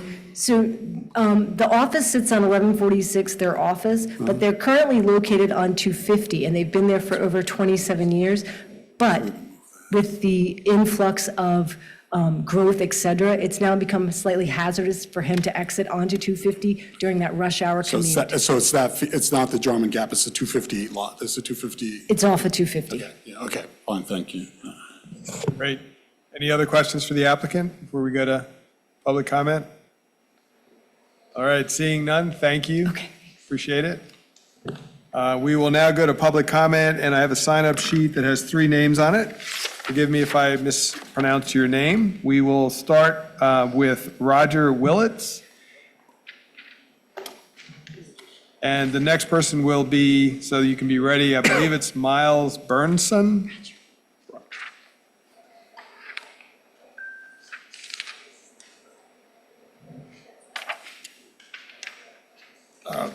Sir, if you could state your name, and you'll have 3 minutes, and when the light turns yellow, please end with your pertinent points. That'll be fine. Members of the commission, I'm Roger Willits. I'm Mr. Baber's former father-in-law, but he and I remain close friends and business associates. I think some of you have probably seen the existing lot on 250. And a couple of things I think are important. This is an equipment shed only. He has 8 employees, which is a high number, and they will go to the spot, pick up their equipment, and go to the job. At times, they have helpers that are on the truck, but basically, they pick up the equipment there. There's not going to be any chemicals there, and I hadn't thought about the ADA regulations, but I don't know that he, as a general practice, has anybody that would require, a handicap accessible situation. But anyway, and this is really I think the best way to say it is basically a tree operation. I mean, that's kind of landscaping. He doesn't do the same sort of thing that, say, Waynesboro Nursery does. And so I guess to the real point is, if we have to have a restroom facility, we did contact the health department, and they did say a pit privy would be a acceptable remedy if you didn't have a septic system. So that's kind of where we are. As a cost item, it would, I can't say it's cost prohibitive, but to put in a septic tank, et cetera, drain field, and so forth, because we're expecting the guys to get to work and get on the job. And they know that. And the office facility and that sort of thing is another location. I think my time's up. Thank you. You got it. Thank you. Next, we have Miles Burnson, I believe, and then we have Blair Turner. Hey, Commissioners. Miles Burns at 243 Patterson Mill Lane and 313 Patterson Mill Lane, which I own under the ACE program. So I've lived at 243 about 10 years now. Roger's a great member of the community. I support everything he's doing there. And one thing that hasn't been brought up in this is when I moved in 2014 to the current property, so just below those other buildings we talked about, I have kind of a historic house right there. The lot was kind of a mess. Rogers cleaned it up over time. He recently put the building in and effectively put a nice fence, did some landscaping. So the facility looks amazingly different. It's a much different view shed when you drive down the street now. Much cleaner, much well put together. He's also kind of put the screws to VDOT because VDOT used to keep their facility sloppy, and now they see him kind of looking sharp. They look sharp. Really, I have no concerns. I like the residential area between my property and his property. We share a lot of border area. The bathroom situation, I work from home a lot. I actually closed my office here in town during COVID and work remotely. There's nobody at the site except in the mornings to drop something off. So the bathroom thing's a non-issue. I work for a contractor and a developer, a solar energy company, international company, and our crews go in and out all the time. That's all they're doing is going, swapping out, picking up cars, picking up vehicles. And he's a great neighbor. He helps out his neighbors. We had a tree fall my daughter's place at. He was the first person to show up and remove it. So no questions asked. So thanks again. Please consider his application. Great, thanks very much. And finally, at least on this list, we have Blair Turner.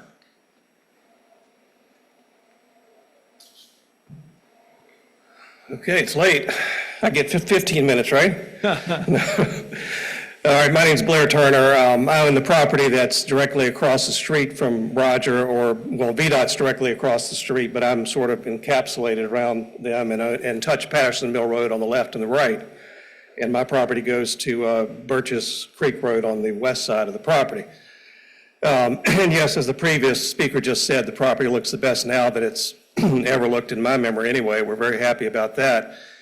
But I think my understanding of what's going on here is Roger has a business which he's spent most of his life building. It's one of the best businesses in the area, as you probably know. Very well-respected person. He's also somebody that helps numerous charities again and again and again in the area. And someone that if you have a problem, trust me, because I've been there, you can call him and he'll come down and help you no matter what he's doing and what day of the week it is. So I think there should be some consideration to people like that have been here in the community their entire lifetime. And I have too, and I've seen a lot of what I think this special use permit is all about, which is to try to help get some of the commercial vehicles that are being parked, I guess in the county's words, illegally around the county, various contractors that are parked at their residences. Workers come there in the morning, then they take the work vehicles and go to work. So my understanding is this is one of the first attempts to try to get one of these special use permits in force. And we have a good willing candidate here that wants to do it. And it would seem to me that would set a very good example for the rest of maybe the work community and help you all get these special permits in force that you obviously want to have. Just to add a little bit of color to this street, VDOT maintenance facility is directly across from his property, which if any of you have been out there to see that, you know it's not pretty. On the backside of his property is 64. So there's really not much use for this little sliver of land. I think he's found the best use for it. And then finally, maybe most importantly, we're going to alleviate some truck traffic off of 250 around Western Albemarle and Brownsville Market, which any of you like me that live there, go there in the mornings and afternoons. It is really bad. So an attempt to get some of that commercial vehicle traffic off of there and onto an area that's easy access down by 64 and less traffic, I think serves the community very well. So in my opinion, this is certainly a win-win for everybody, and I strongly urge you to accept this permit. Thank you. Great, thank you, Mr. Turner. That 15 minutes flew by the way. I will open it up now to any additional public comment that might be in the audience. All right, Being none, Madam Clerk, are there any online? Okay, great. With that, I will close the public hearing and bring it back to the commission. Mr. Chair, customarily, the applicant also has 5 minutes to address any public comments. Thank you for the reminder. So let's back up and ask the applicant, would you like to address any of the comments that were shared? Great, thank you. Now we'll come back to the commission. Thanks for keeping me honest. Any thoughts on a next approach to this? I'll throw one out to consider as we look at the conditions. The one that everybody seems to be focused on is number 3. So I'm still personally trying to get my head around the role of the Planning Commission as it relates to this comment. I understand where the county's coming from and the Virginia Department of Health's comments that were included as well. My question is it reasonable to somewhat soften that language so that it's still a consideration, but that it is not an absolute requirement as a condition of site plan approval, but that there is a review of the situation that's there? And I'll stop rambling and ask Commissioner Moore if you'd like to comment. I had, the Commissioner Missel, thank you. I had a similar thought, could we change that to something like, the review of human waste disposal by VDH, whatever, something like that. Then I was thinking about it, I was like, it's a business who has to comply with VDH regardless. Why don't we just strike clause 3? Well, they are going to have to comply with being a commercial building, having a restroom, some sort of restroom facility. Right. I think you've heard staff speaking to the one thing that they're worried about is pump and haul. So it sounds like there's a fairly wide range of what falls into what might be acceptable. I think they're just really trying to stress that one point, and of course, you're all right to liberalize that further. And I think the other point is, I think the building code is going to require them to also have potable water on the site as well. Yeah, and thank you for the clarification. And I did look up also, there is a prohibition on permanent pump and haul situations for employment places. So I understand that. I was just thinking about, it's almost as if including that clause in here is sort of redundant if it has to happen with VDH anyway. That's all I was trying to get at. That's a question, right? Yeah, there's a question mark at the end of that. So, answer? Excuse me, I was getting distracted. The question was, please? Oh, it was sort of a statement question. I want the answer, though. So. Well, yeah. The business is going to have to comply with VDH anyway. I was just wondering, it almost seems like clause 3 is somewhat redundant. I mean, we can drive the nail into it by including it, but it seems like it's not really necessary if VDH is going to say yea or nay one way or another. That sounds like a logical statement there. I think that if we struck condition 3, staff would be okay. Sometimes the simplest things are the most complex. Here comes it. Yeah, so there are requirements within the zoning ordinance and the other things.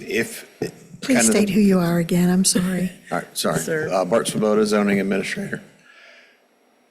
If there's potable water that's required by code, then a septic system or disposal of that potable water is going to be required. So one of the things to remember is this is going from a farm structure to a commercial building. An example would be, that's why we're showing that's why the handicap space is on there, right? That's not optional, that's part of the building code when that becomes a commercial structure. So the other things that apply there would also, I would have to defer to the building official on whether or not that the bathrooms would be required. So regardless of what OSHA states, either the health department, the USBC, and the zoning ordinance only allows 2 types of systems, which are conventional and alternative types of facilities for waste disposal on individual lots. So the way they're defined talks about health department approval. So the pit privy potentially could be an alternative system. The system that's at ICNA, the composting facility that's there. It's not really a composting toilet as Yeah, no, I you think understand. about it, right, as an individual system, but also like point discharge systems are prohibited unless you're a sewage disposal provider like the Service Authority, right? So it's very restrictive on individual lots for health of groundwater and surface water to make sure that's covered. So I believe the statement that Mr. Barnes just made, we would have to look at that a little bit more, but I don't think that from a staff perspective that we would object to that, but we would want to research that to make sure when we get to the board, either we need that condition or not. So point taken that the PC is making. Okay, because just to be clear, so yeah, we don't usually enumerate things that are already required in the building code in our conditions. So why would this be any different? This wouldn't, right? And But Mr. McCollum can correct me if I'm mistaken, but I believe this came out of discussions with the applicant about a porta-john, which is not a permitted type, and also a pump and haul, which is used for emergency purposes under VDH regulations. If it's a permanent pump and haul, then that is something that the Board of Supervisors is responsible for. Permanent pump and hauls are not issued to individuals. They're issued to localities. So I believe that was an attempt to clarify some of the confusion and requests that the applicant may have had regarding whether a system was required and who is the ultimate authority. Basically, Okay. can the county override, say, a state regulation, vice versa? So if we condition a permit, the answer to that is yes. We can be more restrictive than what the state requires. Do we want to be point taken? So we would need to research that condition a little bit more. Okay. Does that help? I think so. So yeah, basically what you're saying is staff is supportive of removing condition 3 and that it will be further researched between now and the Board of Supervisors meeting and clarify. Clarify what is actually needed to be said, Yes. if anything. Great. Thank you. Chair, Sir. I think we have, see who must be heard. Ms. Filardo, did you have a comment? Okay.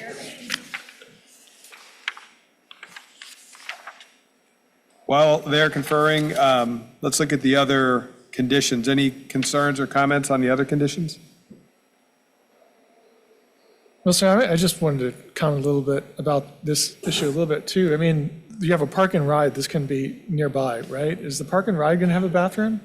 I don't know. So. I've never seen one. Well, it seems to me that this is the this is the equivalent of a park and ride, right? I mean, they're dropping off, they're stopping, they're picking up equipment and they're leaving. Well, I guess because the parking lot is just a parking lot, whereas this is an actual commercial structure.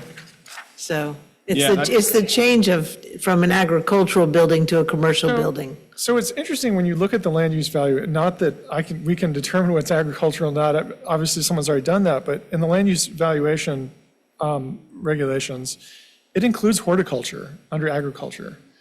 And so this is a horticultural enterprise. So I do question why we're treating this as not agricultural when it is, I talked before about the importance of, when we look at the rural area and the need to have some sort of zoning or at least comprehensive plan designation for agricultural support. This is a great example of that. This is an agricultural support industry, right? So I think, so I do question, should we be treating this, we're trying to take this and we're trying to put it into a bucket that's sort of like our commercial bucket or our industrial bucket, and it isn't really any of those. And I think that that's part of the struggle here. Anyway. Yeah, I agree. I'll just leave it with that. Well, I think staff struggled a little bit with that too, right? And that's why the setbacks were sort of defined as commercial setbacks, but it's not really a commercial zone. I mean, I've said, that area, like right around, Crozet where you have, we have the Yancey Mills, we have other things. Yeah. This really is I'd rather see agricultural support in that area than to see, as we have now, that's a historic use of that area as agricultural support as opposed to having gas stations and restaurants and expanding commercial uses, which is kind of a problem in that space. Yeah, and it's a special use permit for a landscape contractor, not just saying a commercial building. Yeah, I mean. So this is- it's very specific to that particular use. Yeah, and I mean, I would like to see more. I mean, we're really bleeding, one of the things, working with the native things, some of the things with native plants, trying to encourage more use of native plants. One of the things we've found is that nurseries are disappearing in the county. Horticulture is disappearing as an occupation in this area because the margins are so small. Right, and the land is expensive to just have a bunch of plants in pots out or plants in a field maturing. So I think putting more regulations on things like this makes it more difficult for these kind of operations to survive in the county. I mean, this is a continuation of the conversation we had 2 weeks ago about Broadway. And at what point do we want to encourage sort of light industrial or non-sort of service-oriented in the financial services kind of thing to leave the county? And, I think that's part of what's being wrestled with here. Yeah. This is sort of a legacy building, a legacy business, and, everyone can speak glowingly about the owner of the legacy business, but speaking glowingly about Roger Baber is not the issue here. The issue is, if this were by somebody who was despicable, would we still want to have this kind of business in this location? And I think the answer to that, at least to me, is that, particularly if I'm moving on a little bit, if we're also talking about making sure that the setbacks, given that there's residential to the further down Patterson Mill Road, that there in fact is in fact a delineation between this commercial activity and where that sort of the borderline begins, or where the use changes to a residential and then to a more intense use, residential use after that. I'm buying you time here. I'm buying you time, Mr. Zahn. Consultation is done. I need you to come up here and sort of. I think we have potentially some. Okay. Mr. McCollum, could you put the proposed conditions back up on the screen, please? Yeah, sure thing.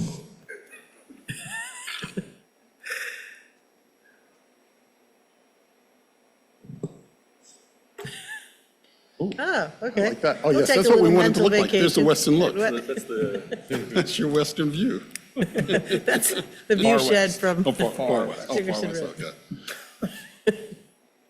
okay. So as Commissioner Firehawk indicated, it's not staff's practice to put conditions or to restate conditions in special use permits that are already required by other agencies. And in this case, any sort of restroom facilities would be subject to VDH approval.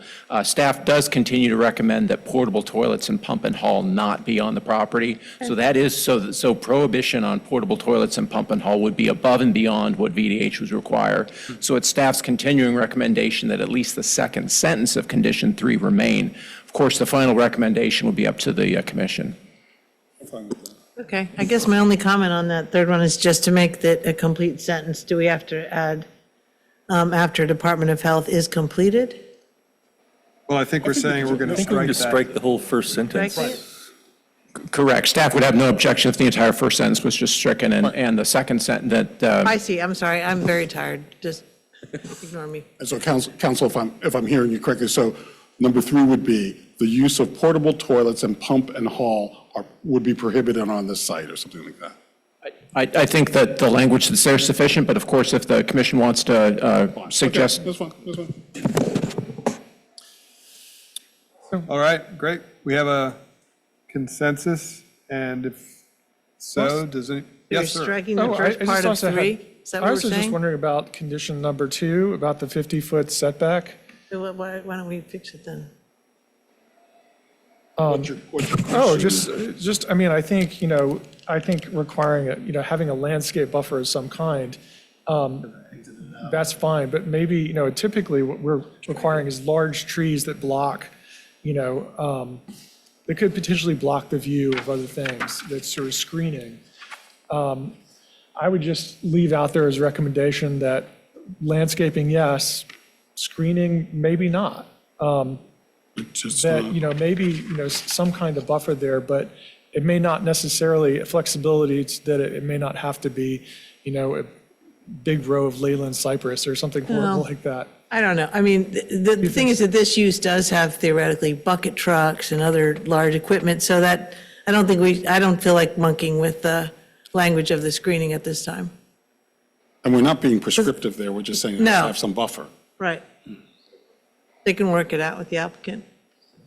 But I mean, once again, it's referencing a county code already that's in the, I mean, it doesn't need to be a condition if it's already part of our code. I think it's I would say it's probably helpful to have it as a condition, as a reminder for Okay. piece. Anybody care to make a motion? I do. All right, Firehawk. All right, I have to find my motion in my report, Here it or you is. can put it up there and help Here it me. is. Yep. Especially since I forgot my reading glasses. So, I move to recommend approval of SP 2023-4006 Arbor Life Professional Tree Care with the conditions as recommended in the staff report as amended this evening. And specifically, would that involve the striking of the first sentence of proposed condition 3?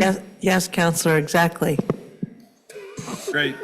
We have a motion. Anybody second? Second. Awesome. Any discussion? All right. Madam Clerk, would you call the roll, please? Ms. Firehawk? Aye. Mr. Carazana?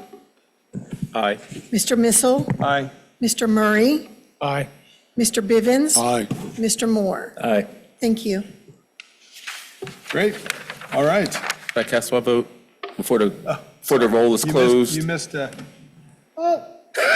My best friend, I'm sorry, Mr. Claiborne, I'm so sorry. Aye, just to go on the record, thank yeah. you, sir. I apologize. What happens to old chairs? It's just fading away already.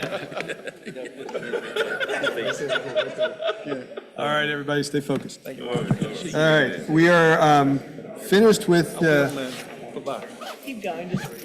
we've concluded the public hearings, and we will move on to committee reports. Do any commissioners have committee reports? I do.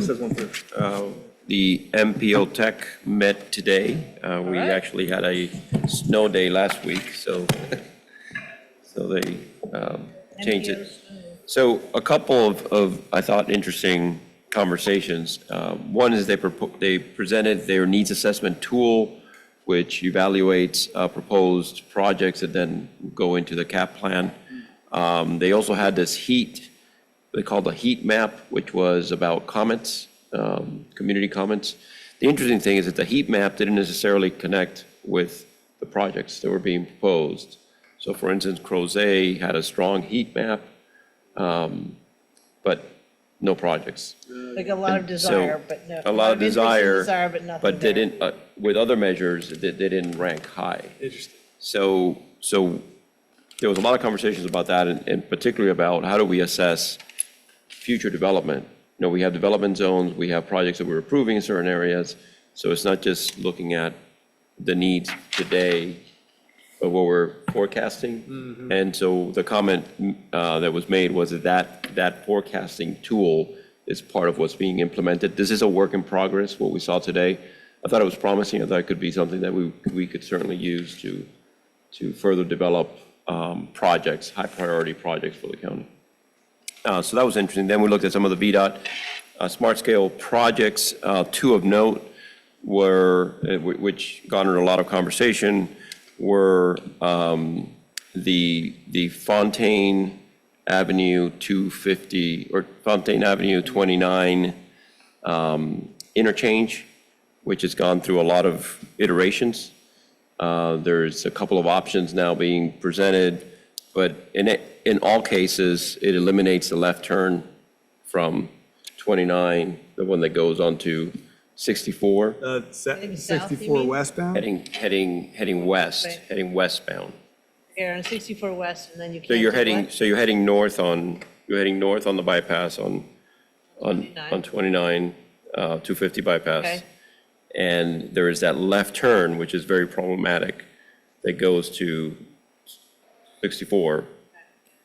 So all the options would eliminate that and then create a different way for cars or trucks to, get back on that southbound 250, that then they can just make a right instead It's of a like left. basically making a big U-turn up on Fontaine. Mr. Carazana, I didn't have the pleasure of going to the meeting today, so I didn't see what you saw there, but I think that a lot of those ones actually are eliminating that. Yes, but I said all options eliminate that turn. No, well, let me rephrase that. I know it was getting rid of that left turn northbound 29 to westbound 64 as we're talking about. I think what was in the application that was funded does provide that U-turn. Basically, the traffic would have to go up to the Fontaine intersection. So you turn up underneath the bridge and head southbound. Correct. But the ones that VDOT's proposing as alternatives right now are actually eliminating that option.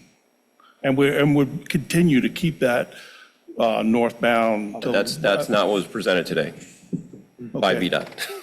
By VDOT. Yeah, your replacement. You know what happens, man. Yeah, so what was presented, I think you were at were you online, Mr. McDermott? Yes, I was online for the meeting. Kevin McDermott, Deputy Director of Planning. So Mr. Barnes is correct about the original proposal included removing that left turn and sending all the traffic up to Fontaine for the U-turn.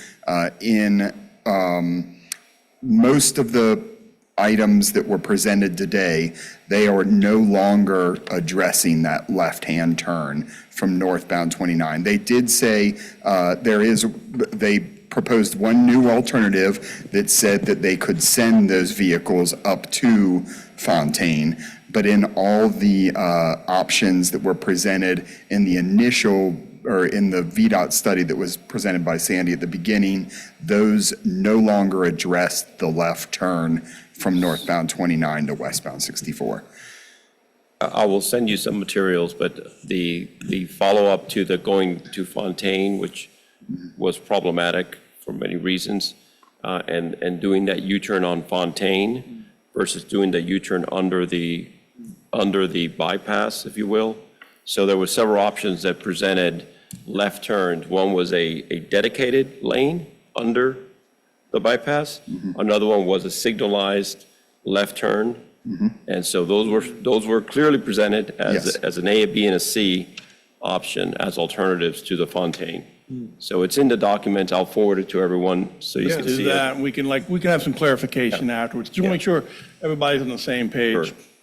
Yeah, but anyway, obviously, Didn't mean to interrupt. it's Apologies. eliciting conversations here, but that was certainly a point of conversation today. And I will follow up with sending everyone the materials. Love to see it. That's my commute, and that is a really dangerous It is. intersection. I Yeah. cannot believe that's still, Well, that's why the plan is to take it away. yeah. Yeah. Thanks, Commissioner Carazana. Great. Any other committee reports? Yes, so the Crozet CAC met, and then the originally scheduled presentation on the Barnes Lumber project was postponed.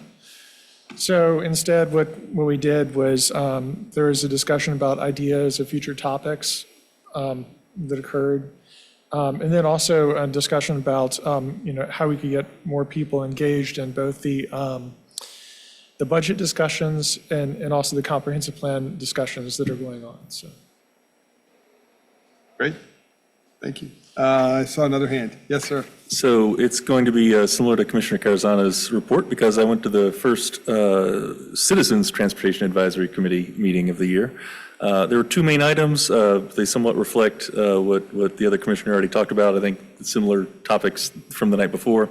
One was quite clever, how they're sort of looking to prioritize or identify places that need attention. And so first they listed the priorities, and the ones that had sort of the highest weighting were walking accessibility, roadway safety, and bike and pedestrian safety, and then another 5 or 6 other categories as well, and then kind of ran all the current known project needs through that sort of rubric and came up with Route 29 from Greenbrier to 250 sucks, which we already knew. But so this is not solutions yet, but it is sort of looking at the needs. And then there's another tier below that and then another tier below that. So that's kind of cool. And then also talking about the smart scale projects, round 6 applications are sort of in the works now. The 2 that they're planning to submit, one is the interchange at I-64 and 5th Street Extended, kind of near Wegmans, a little south of there. They're looking at doing that diverging diamond because there's quite a lot of traffic and the crossing, the left to turn onto the highway is difficult. Another is a variety of sort of improvements to the Peter Jefferson Parkway, Rolkin Road area on 250 at Pantops, including a bunch of sidewalks, which cost a hell of a lot of money, it turns out, and a park and ride. Yeah, out there, sort of on the north side near where the senior living community is. So those are the two they're looking at, and they're hoping to get, if they can get some projects identified in time, something in the Barracks corridor at 250, and then also something at Ivy and Old Ivy at 250, that whole corridor near where I work, because it is a mess, that intersection of 29, 250, and Ivy Road. Just, it's the stuff. There's one that they wanted to get going, but it turns out it needs an additional layer of review before they can submit it to Smart Scale this year, is to connect Hillsdale. So right now we have that new Hillsdale that runs kind of parallel to 29, but terminates at Whole Foods, to actually continue that all the way to 250 and have it intersect there, and then, be able to close down or move some other things to, basically right now you got that terrible bottleneck right there at Hydraulic where Whole Foods is. And so they're trying to alleviate that by connecting it directly to the highway. Commissioner, are they aware that there's going to be a roundabout there? Yeah, I was going to say that. Yeah, the roundabout is already, that was part of the talk. The roundabout is funded. It is going to happen. Yeah, It's going to start. And They actually are advertising. I'll let Mr. McDermott talk about, but the conversation to extend Hillsdale to 250, I sat in on a bunch of conversations about that these many years ago. And part of the problem with that is that they could not acquire, the price to acquire all the right-of-ways was extraordinary. Because you're going to come through, if everybody knows where the Alberdine Barn is, they're basically obliterating a section of land there to come to 250. And now maybe things changed. In the meetings that I sat in at that time, this is probably 4 or 5 years ago, it never reached that level. It never reached the level that it paid, that it got scored high enough to warrant the amount of money that it would cost to do, and there wasn't that much of a saving. So it's interesting that still. From what the staff rep from the MPO said, it would rate pretty high on the Smart Scale criteria, and the only sort of existing building and business that have to be demolished is that Chinese restaurant on the very end. They got to go through the Kroger's parking lot. They've got to deal with. There's other land acquisition for sure. There's lots and lots of but land. that was the only demolition. And they would also be impacting the Meadow Creek, right? So they'd be creating a new, taking out a big wooded swath, over the Meadow Creek. I'm fascinated by So, Anyway, it's not going to be part of round 6 anyway, so perhaps round 7 in the next year or two. So. Right. So I'm fascinated, you talked about the discussions about pedestrian and alternative transportation. In these discussions, does anyone ever actually look at the heat maps and data of where Mr. pedestrians Murray. are actually? I really need you to talk into the microphone. Sorry. I mean, are people, actually looking at some of this data about where pedestrians are? In the MPO Turn to face that way, your voice isn't going into the Oh, mic. sorry. Don't ever look at them again. Don't look at us. Still do it. Yeah. Thank you. I'll listen closely even if you don't look. Okay, so I was just saying that we have a lot more data on where pedestrians and cyclists actually are going. And I wonder if in these meetings, you're hearing people using that data more often. This is my first of these meetings, I will say. But I'm not entirely sure how walkability safety was assessed. Whether that was based on, there was pretty data-driven, but I don't know exactly which pool of data they're using. Yeah, they are used, the tool that they're developing is incorporating a number of different factors. Certainly walkability, bike pads is part of that evaluation, the safety of the streets. So they have a whole criteria that develops rankings for different projects. Oh, to be more specific, are they using the data from existing traffic of walking, cycling, and running? They're getting data for existing vehicular traffic. I can't tell you how much they're, in terms of bike peds, how much they're monitoring that. That was not part of the conversation. It seems like that would be a useful thing. If we're going to be planning for pedestrians and alternative transportation, we should know what's being used currently. I know on my way here today, I was afraid I'd be late because I was driving down our national bike route and there's a cyclist ahead of me. So I was having to drive the speed of a cyclist to get here. So, I mean, it'd be nice to, if we started using that data about, where people actually, these roads that people actually are And using. Mr. McDermott might be able to add some to the, my understanding is that they're looking at where they can connect existing, so if we have bike pads or certainly even sidewalks, where we can connect areas that aren't served right now and extend. But Yeah, I think Commissioner Carazano's right on with that. What we typically are using is we're looking at land use data to determine where people would need to have pedestrian and bike connections. We have not, I guess, we do not have good data on existing pedestrian usage in areas. We do have some places where we put out counters for, we've worked with Department of Transportation to lay out pedestrian counters and bike counters in a few key locations to try and identify if there's increasing pedestrian activity in an area over a period of years. But we rely a lot on public feedback as to where people want to go, and then looking at land use data and origin and destination studies to find out, well, where do people need to move to and from? But the existing data for where people are definitely going is thin.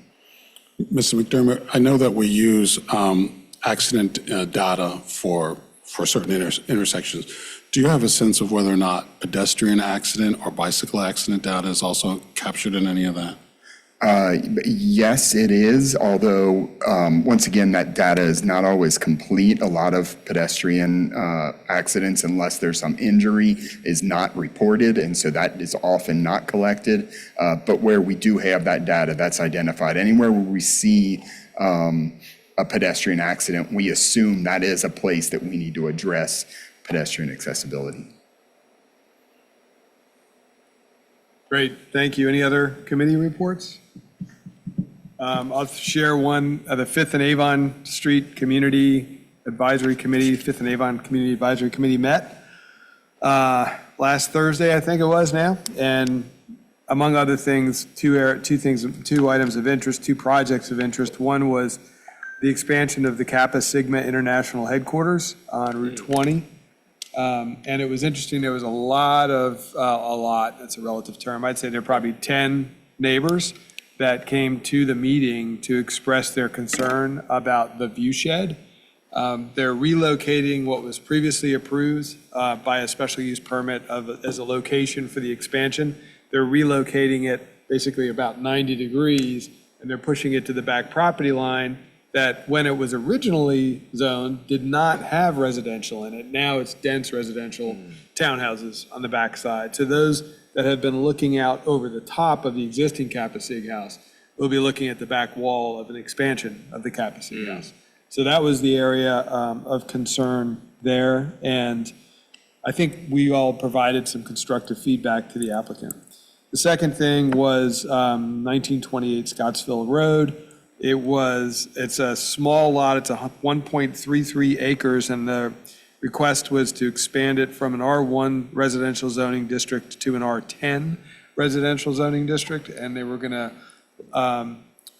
by proffer, they were gonna limit it to 8 dwelling units. And I don't wanna bias anyone, but when you see it, suffice it to say, the site was quite full. So there was discussion about interconnecting streets and having to accommodate those, as well as the lots on the property. It was a pretty tight site. And that's coming, that's in the process coming.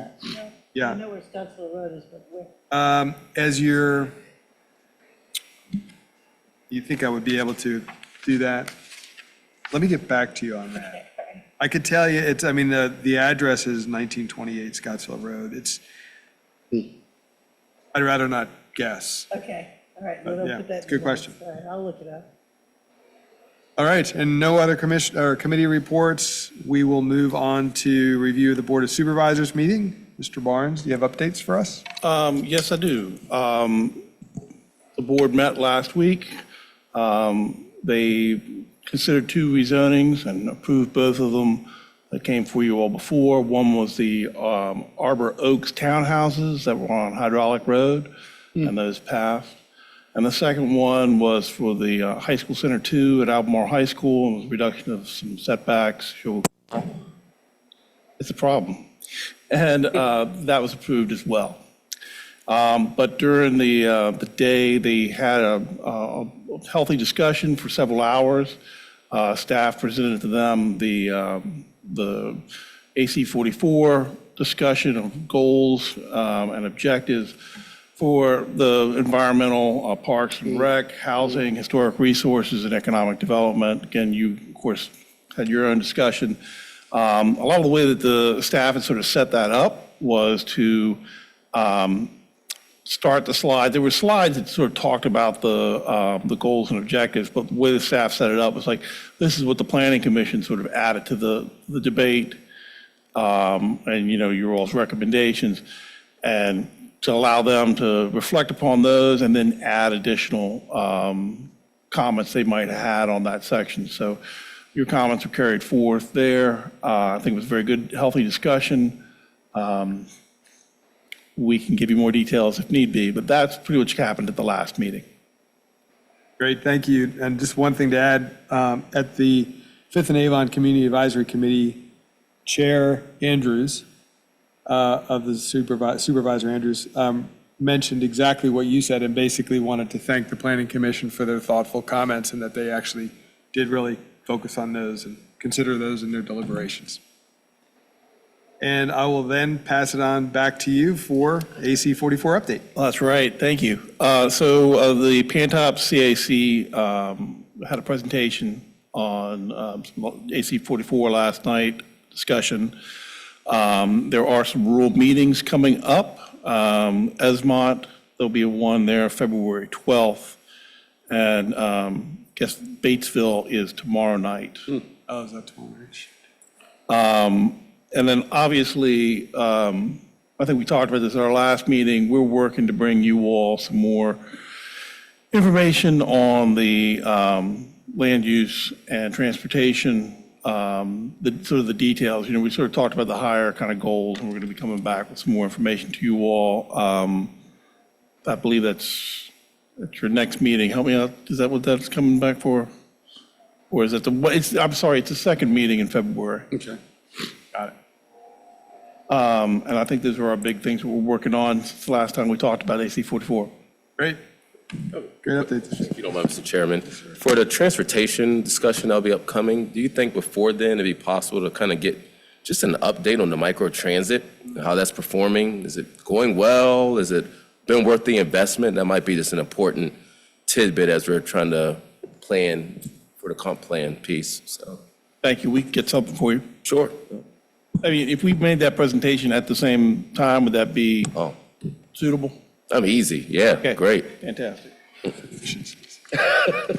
Awesome. Thank you. I have a very Yes, ma'am. tangential question. So the recycling center that was opened at Keene, I enjoy it very much.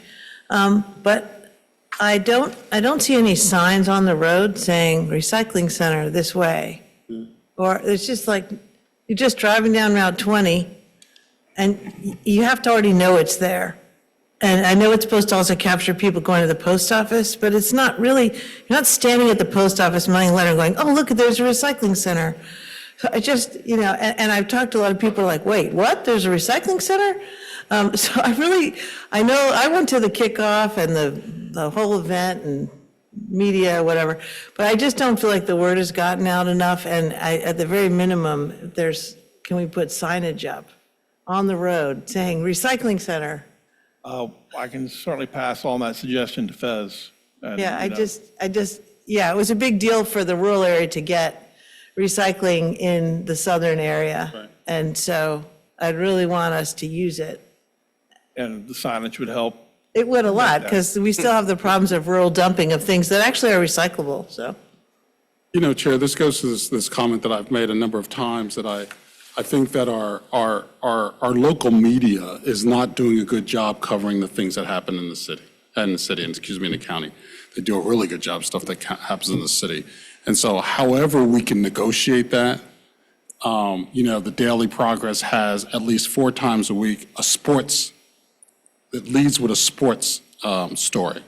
And I have to say that while I'm fine that, you know, the local sports and the big local sports down the road there somehow makes it to the front page, I would think some of the issues that in fact are pertinent to our community would be better on the front page than whether or not we're not hitting our 3-point shots like we're supposed to be hitting our 3-point shots. Who cares? I mean, I don't. And he's even from a place that I know about. But the whole idea that what are the big ideas, or even just community issues, that we should be working with our local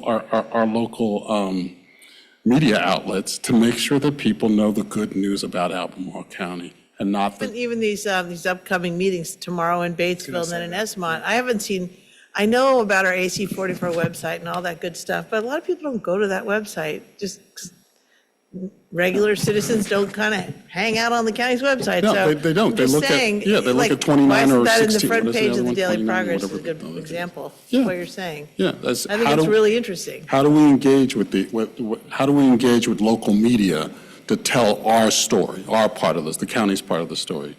Well, I think also, I know the staff has had a challenging time engaging the public in these meetings, and when you see the survey results and 300 people respond, that's a wow, out of how many people in the county, right?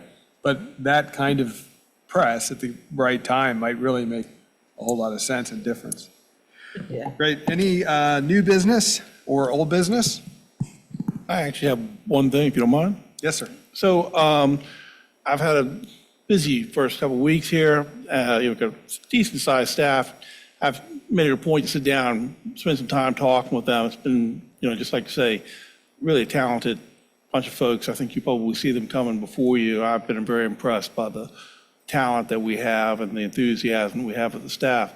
I'd also like to sit down and talk with you all. Hopefully you'll have the same enthusiasm and youthful vigor, but I would like to reach out to you guys, have Vivian, who's our, secretary, try and reach out and make appointments.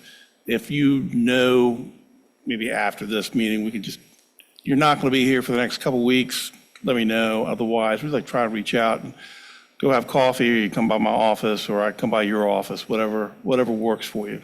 I'd like to try to make that personal outreach. Thank you. Appreciate that. Commissioner Claiborne may request lunch out of the deal, so. Oh, it's coming. Oh, it's coming. Any other Apparently a new hot or old button business? topic, as is sandwiches and. I have one more thing Yes, for new ma'am. business. I know it's a little early for vacation time, but if you're going to be gone, you need to let me know as well as Michael, so that I keep track of it, and I'm not waiting to see if you're going to come or not. So just if you know when you're going away, if you can let me know, I appreciate it. Reminder. Thank you. I have one more comment. I know we're trying to get out of here. but, No rush. I think we strike letter A from the docket. I think we already did that. That was the meeting from December. Let's seeking confirmation for that. 9A. The agenda. Planning Commission Board of Supervisors Joint Work Session, Affordable Housing and Development. So we strike that, right? Like that. And then just as we're thinking about planning for the future through the comp plan, does it make sense to maybe try to set up something around schools and long-range planning? I feel like I just don't have a great grasp on that. So is that a briefing that we might desire as a commission? Just something to think about as you all are talking, so. No, we Or haven't chair and done it for a Mr. while. Vice Chair. We have had it in the past. Yeah. So it might be an appropriate time at some point in 2024. So I'll just toss that out there. Thank you, Mr. Chair. Great. Yes, sir. Thank you. Thank you for the suggestion. Any items for follow-up? That was one. Actually, I actually did have a new item that I wanted to bring up. it was brought up to the Stormwater Conservation District today that there was a recommendation to get a letter of support for the Hardware River as a scenic river. And so I suggested to them that they should also probably come forward to Albemarle County and ask the same thing, because the Hardware River also comes through Albemarle County as also an important river with scenic qualities, and also there's a lot of biodiversity sites along that river.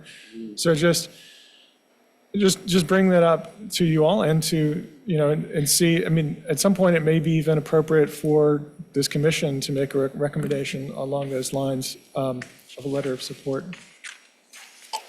Yeah, you could bring up that type of item as to the commission for resolution as an individual commissioner. Okay, we can look at maybe adding that to the next agenda. Yeah, we'll talk about it, yeah. Great. Well, with that, I think we are adjourned until Tuesday, February 13th, 2024 at 6 PM. Thanks, everybody. All right, great job, thank you.